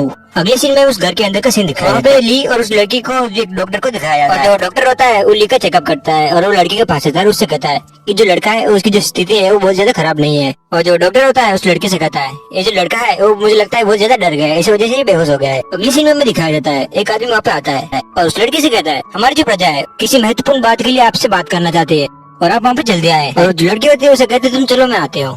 अगले सीन में दिखाया जाता है, जो डॉक्टर होता है वो वापस जा रहा होता है। अगले सीन में उस लड़की को दिखाया जाता है और वो ली से कहता है, नाटक करना बंद करो, जब से तुमने मेरी जान बचाई है और जो माउंटेन पे हुआ था उस बात को तुम भूल जाओ। अगले सीन में ली को दिखाया जाता है, ली उससे कहता है तुम्हें यह नहीं कहना चाहिए था, मेरी कमर में लेटने से तुम्हें दर्द होता है, तुम्हें ऐसा कुछ नहीं चाहिए था, मेरी कमर में लेटने में तुम्हें कैसा लगा। और ली कहता है मुझे जाने का मौका दे, तुम्हें सीख सको एक बड़ा परिवार कितना खर्चा करता है, ये कितना उनका खर्चीला जीवन होता है। ली होता है उस लड़की के साथ फ्लर्ट कर रहा होता है और वहीं पे हमारा जो एपिसोड होता है वो खत्म हो जाता है। और एपिसोड की स्टार्ट में जो उस लड़के का घर होता है उसके बाहर का सीन दिखाया जाता है। और अगले सीन में दिखाया जाता है, जो ली होता है उस दरवाजे को खोलता है और बाहर आता है। और जब ली बाहर दिखता है तो उसको दिखाई देता है पूरी की पूरी एक सेना होती है, वो वहाँ पर खड़ी होती है। और ली बाहर आता है और वो कहता है, इतनी सारी सेना यहीं पे लगी थी, इसका मतलब ये निंग बाओ का घर है, जो हमारे शहर के सबसे बड़े और अमीर आदमी है, इसीलिए हमारे शहर के लोग उन्हें भगवान मानते हैं। और जो आदमी उस लड़की को बुलाने के लिए आया था वो इतनी सम्मान से बात कर रहा था, इसका मतलब वो उनकी लड़की है। और ली कहते इसका मतलब तो वो प्रिंसेस है। वेल अगर आपने हमारी इस सीरीज का दूसरा एपिसोड देखा होगा तो आपको याद होगा, जिली होता है एक लड़की को विदाउट क्लोथ देख लेता है और वो और कोई नहीं यही लड़की होती है, इसका नाम होता है निंग। अगली सीन में दिखाया जाता है, जिली होता है वो घूमने के लिए आगे निकल जाता है, तभी उसको दो लड़कियां दिखती है जो बात कर रहे होते हैं। और उसी सीन में दिखाया जाता है, जिली होता है उसका ध्यान उन लड़कियों की बातों पे जाता है, ली उनकी बातों को सुनने लगता है। और उन दोनों में से एक लड़की बोल रही होती है, जो हमारा निंग है उसकी जब शादी हो जाएगी तो उसके नाम पे एक शहर को बनाया जाएगा और उस शहर का नाम होगा निंगजो शहर। और मैंने सुना है वो शहर के निर्माण के बाद वहाँ पे एक प्रतियोगिता को आयोजित किया जाएगा। और जो दूसरी लड़की खड़ी होती है वो कहती है, हाँ मैंने भी सुना है उसके बारे में। और मैंने तो ये सुना है जो मिस है हमारी यानी जो निंग मिस है उनको देखने के लिए बहुत सारे राजकुमार आने वाले हैं। और जो लड़की होती है वो बहुत ज्यादा खुश हो जाती है, बोलती है इसी बहाने हमें अच्छे अच्छे लोग यानी जो लड़के होते हैं वो देखने तो मिल जाएंगे। और वो कहते हैं मुझे उसी दिन का इंतजार है, तब मैं सारे सुंदर राजकुमारों को देख पाऊंगी।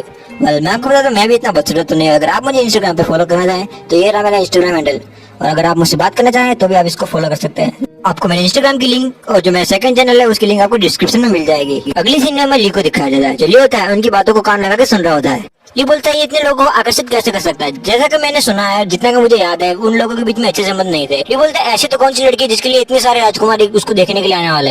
वेल तभी ली को याद आता है जो लड़का होता है वो जो निंग होती है उसको बुलाने के लिए आता है। और ली समझ जाता है ये सारे लोग और किसी नहीं निंग के बारे में बात कर रहे हो और निंग को देखने के लिए सारे राजकुमार आने वाले होते हैं। अगले सीन में दिखाया जाता है, जिली होता है उन लड़कियों को पीछे चला जाता है और उनसे पूछता है क्या उन राजकुमार की अभी तक शादी नहीं हुई है। और ली की आवाज सुनकर जो लड़कियां होती है वो शौक हो जाती है। और अगले सीन में दिखाया जाता है जो लड़कियां होती है पीछे मुड़ती है और ली को बोलती है नहीं।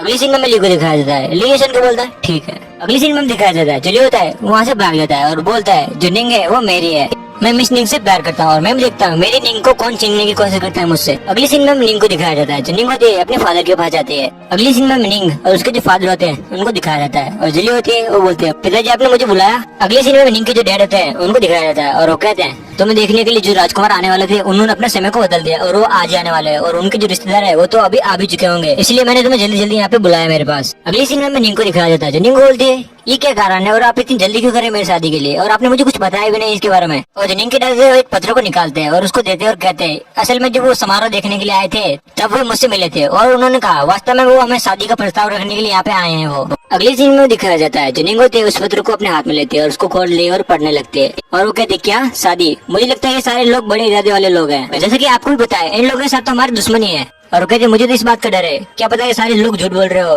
क्या पता वो हमारे निंग परिवार को तोड़ना चाहते हो क्योंकि वे हमारी सरकार और राज्य के लिए लालची हो सकते हैं। अगर सरल शब्दों में समझाओ तो कुल मिला के उनकी पावर का इस्तेमाल करना चाहते हैं। निंग कहते आप उनको कह देना मैंने उनके प्रस्ताव को अस्वीकार कर लिया है और मुझे अपने दुश्मनों के साथ शादी नहीं करनी है। अगले सीन में मिनिंग के जो डैड होते हैं उनको दिखाया जाता है और वो कहता है अगर एक बार को हम तुम्हारी बात को मान भी ले, लेकिन तुम सोचो अगर हम उनके प्रस्ताव को अस्वीकार करते हैं तो मुझे डर है कि वो लोग वापस आएंगे और हम पे हमला करेंगे, और क्या पता हम पे हमला करने के लिए हमारी सेना में शामिल हो जाए, और फिर तुम्हें पता है कि क्या हो सकता है। और अगले सीन में हम दिखाया जाता है जो राजकुमार की बात कर रहे होते हैं ये लोग, वो आ जाता है यहाँ पे और दरवाजे को बजाता है और बोलता है एक लोहार का पुत्र आपसे मिलने की इजाजत चाहता है। और निंग के डैड कहते क्या वो इतनी जल्दी कैसे आ गए यहाँ पे। और अगले सीन में हम दिखाया जाता है जो राजकुमार होता है उस दरवाजे को खोल देता है, और अगले सीन में जो राजकुमार होता है उसको दिखाया जाता है, और जो राजकुमार होता है अपने साथ कुछ लोगों भी लाया होता है, उनके पास कुछ पेटे होते हैं उसमें सोना भरा होता है और उनसे बोलता है, और राजकुमार उन लोगों से कहता है इन पेटों को संभाल के रखना क्योंकि ये बहुत ही ज्यादा कीमती है। अगले सीन में निंग के जो डैड होते हैं यानी जो लॉर्ड होते हैं उनको दिखाया जाता है और बोलते हैं इतनी जल्दी तुम यात्रा करके यहाँ पे आए हो, इसका मतलब मैं क्या समझू।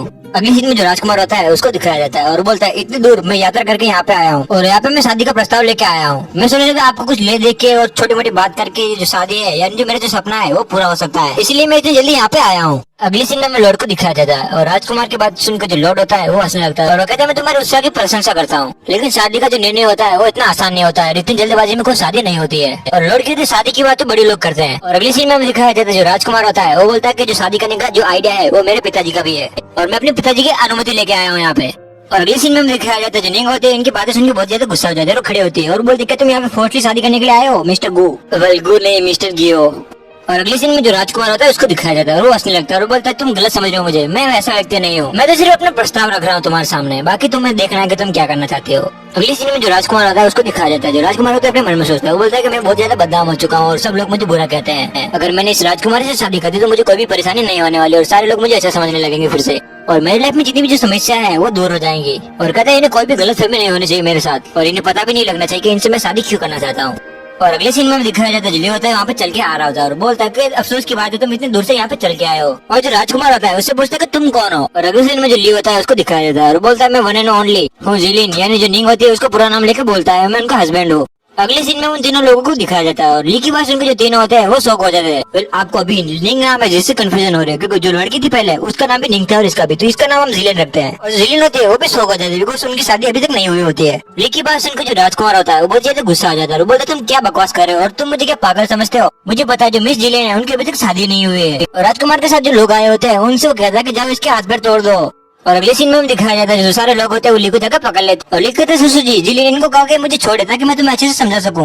अगली सीन में जो जिलिन होती है उसको दिखाया जाता है और बोलती है बहुत ज्यादा खराब आइडिया है लेकिन इसके सिवा मेरे पास कोई रास्ता नहीं है शादी से बचने के लिए, तो मुझे ली की बात को मानना होगा। और अगले सीन में दिखाया जाता है जिलिन होती है वो ली के पास जाते हैं और उसके गले लग जाती है और जो जिलिन होती है उन लोगों से कहते हैं ये जो कह रहा है वो सच है, ये सच मुझे मेरा पति है और जैसा मुझे चाहिए वैसा पति है।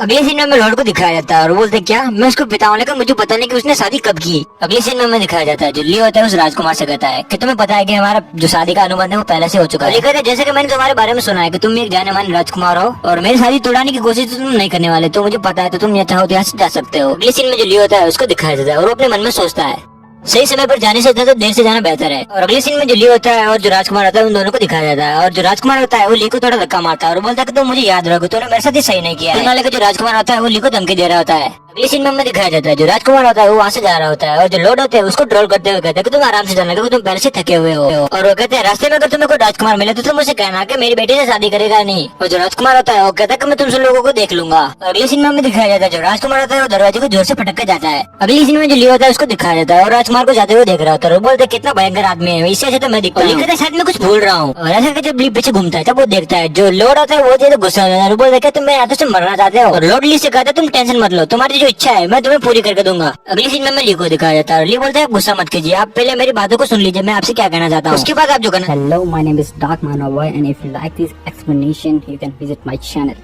अगर आपने पिछला एपिसोड देखा होगा तो आपको पता है ली ने कैसे जिलिन को बचाया था। एपिसोड स्टार्ट होता है और मैं ली को दिखाया जाता है जो कि लॉर्ड से बोल रहा होता है लॉर्ड मेरा नाम ली है और मुझे ध्यान से देखोगे तो आप मुझे पहचान जाओगे कि मैं कौन हूँ। लॉर्ड ली को ध्यान से देखता है और उसे कुछ याद आता है और वो कहता है तुम ब्रदर नील के बेटे हो। ये सुन के ली बहुत खुश होता है लेकिन तभी लॉर्ड ली को पकड़ के मारने लगते और कहते हैं तो मैं हूँ ब्रदर नील को बेकार बेटे जो इनको पैसे उड़ाता रहता है, आज मैं ब्रदर नील की जगह तुम्हें सबक सिखाऊंगा।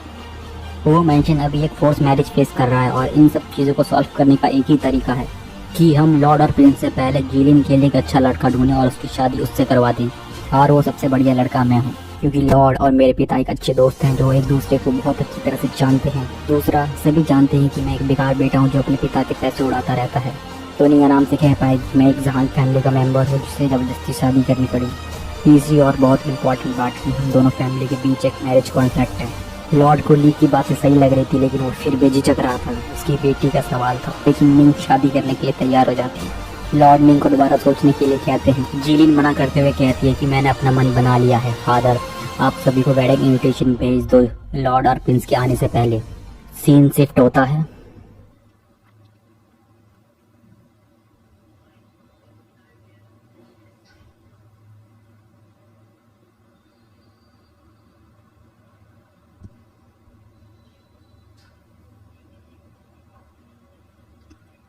तभी सीन शिफ्ट होता है और मैं निंग को दिखाया जाता है जो कि सोच रही होती है। तभी वहाँ उसकी सर्वेंट आती है और कहती है मिस आपको कोई देखने के लिए आया है। तभी वहाँ ली आते हुए कहता है मिस सू आप कैसे हैं? ली को देख के निंग शॉक थी। तुम्हारे आने की हिम्मत कैसी हुई यहाँ? मेरे पिता तुम्हारे कारण खून की उल्टियाँ कर रहे थे और वो ऐसी हालत में अपने बेड से उठ भी नहीं पा रहे हैं। ये बात सुनकर ली उस बात का और मजाक उड़ाता है। निंग उसे गुस्से से देखती है। तभी ली निंग को बताता है कि मैं मैरिज कॉन्ट्रैक्ट के लिए बात करने के लिए आया हूँ। निंग ये बात सुनकर एटीट्यूड में कहती है लेकिन अगर तुम मैरिज को कंटिन्यू करना चाहते हो तो तुम्हें अपने घुटनों के बल बैठ के माफी मांगनी होगी। ली निंग की तरफ वेडिंग इनविटेशन को फेंकता है।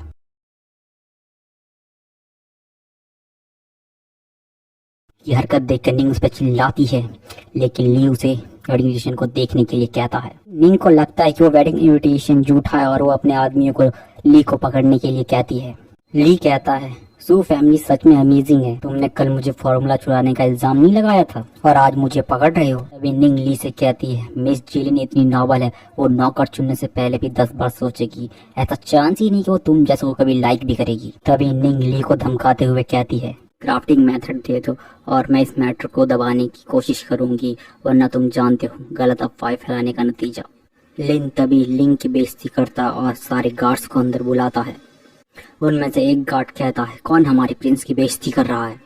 और इसी के साथ अपना एपिसोड यहाँ खत्म होता है। और देखा होगा तो तुम्हें पता होगा कैसे ली निंग को वेडिंग इनविटेशन देने के लिए आता है लेकिन निंग अपने आदमियों को ली को पकड़ने के लिए कहती है और ली तभी लॉर्ड के गार्ड को बुलाता है अपनी प्रोटेक्शन के लिए। एपिसोड स्टार्ट होता है और हम देखते हैं ली के साथ आए हुए गार्ड उसे चारों तरफ से घेर लेते हैं। ली गार्ड के पीछे से हंसते हुए निंग को चिढ़ाता है लेकिन निंग पूरी तरह से डरी हुई थी क्योंकि वो गार्ड को देखते ही पहचान गई थी। निंग सोचती है ये तो लॉर्ड के सबऑर्डिनेट हैं, क्या ली की शादी सच में जीलिन से होने जा रही है? लेकिन ये कैसे पॉसिबल है? ली निंग को वेडिंग इनविटेशन दिखाते हुए चिढ़ाता है और कहता है क्या अब तुम्हें विश्वास हुआ? मैं स्पेशली इतनी दूर तुम्हें ये वेडिंग इनविटेशन देने के लिए आया, मैंने सोचा तो तुम्हें अच्छा लगेगा लेकिन तुम। ली की बात सुनकर निंग को गुस्सा आ रहा था। सीन चेंज होता और हम देखते हैं निंग फैमिली के गार्ड निंग को बचाने के लिए लड़ने के लिए तैयार थे। वो कहते हैं हमें मिस लिंग को प्रोटेक्ट करना है, ये मत देखो कि सामने कौन खड़ा है, बस इस बात को याद रखना कि उनमें से एक को भी मिस लिंग के करीब मत जाने देना। सभी एक दूसरे से लड़ने के लिए तैयार थे। तभी वहाँ एक बंदा आता है और उन्हें रुकने के लिए कहता है। ली की नजर उस बंदे पे जाती है। वो बंदा कहता है मेरी रिंग कभी कभार भोली और अनजान बन जाती है, आई होप ब्रदर ली इस छोटी बात से एंगेजमेंट हो गई।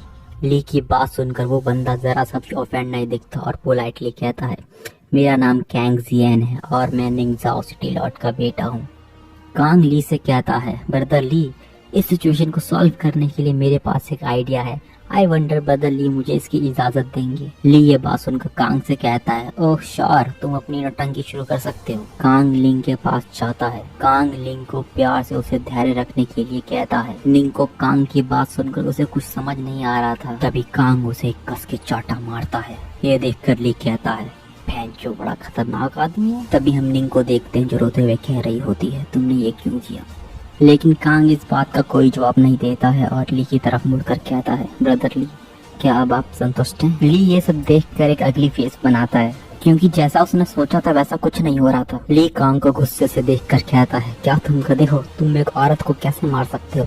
तुम जाके अपने माता पिता से डिसिप्लिन सीख के आओ, तुम्हें पता चल सके तुम्हें एक पागल औरत को मारने की जरूरत क्या थी। फिर ली अपने गार्ड से कहता है चलो यहाँ से, इस पूरी फैमिली का दिमाग खराब है। फिर ली वहाँ से चला जाता है। ली की बात सुनकर कांग बहुत गुस्सा था। कांग निंग की तरफ देखते हुए कहता है रो मत, ये बस एक नौटंकी थी, कुछ कुछ ही दिनों में हम अपना बदला जरूर लेंगे। तभी सीन चेंज होता है और हम लॉर्ड के मैंशन को देखते हैं जहाँ सिटी के सभी लोग आए हुए होते हैं। वहाँ ली और जिलिन भी होते हैं। ली और जिलिन अपनी वेडिंग ड्रेस में होते हैं। फिर सीन शिफ्ट होता है और हम लॉर्ड को अपनी सीट से खड़े होते हुए देखते हैं, जो कहते हैं आज मेरी प्रीसियस डॉटर की वेडिंग है और आप सभी का। लॉर्ड अपनी बात कह ही रहे होते हैं कि तभी वहाँ एक औरत भागते हुए आती है। वो औरत कह रही होती है तुम कितने निर्दयी आदमी हो, और वो ली की तरफ भागते हुए जा रही थी। हॉल में बैठे सभी लोग सोच रहे थे अब कुछ अच्छा शो देखने को मिलेगा।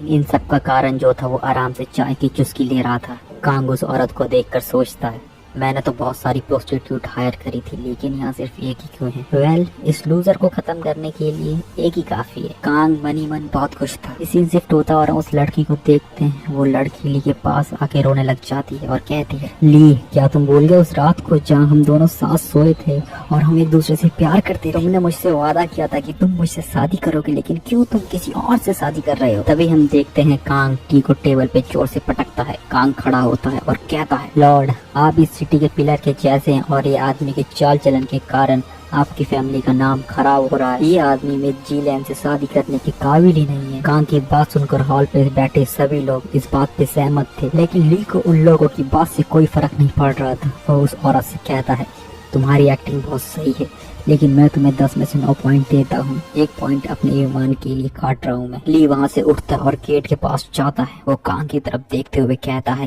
कांग आप इस मैटर के बारे में कुछ ज्यादा ही उत्साहित हैं। कहीं इस लेडी को ऑर्डर देने वाले आप तो नहीं है। ली की बात सुनकर कांग गुस्से से कहता है रिडिकुलस, मेरी और तुम्हारी कोई दुश्मनी नहीं है तो मैं तुम्हें क्यों हार्म करूंगा। कांग की बात सुनकर ली हंसते हुए कहता है आई सी, मेरी और तुम्हारी कोई दुश्मनी नहीं है।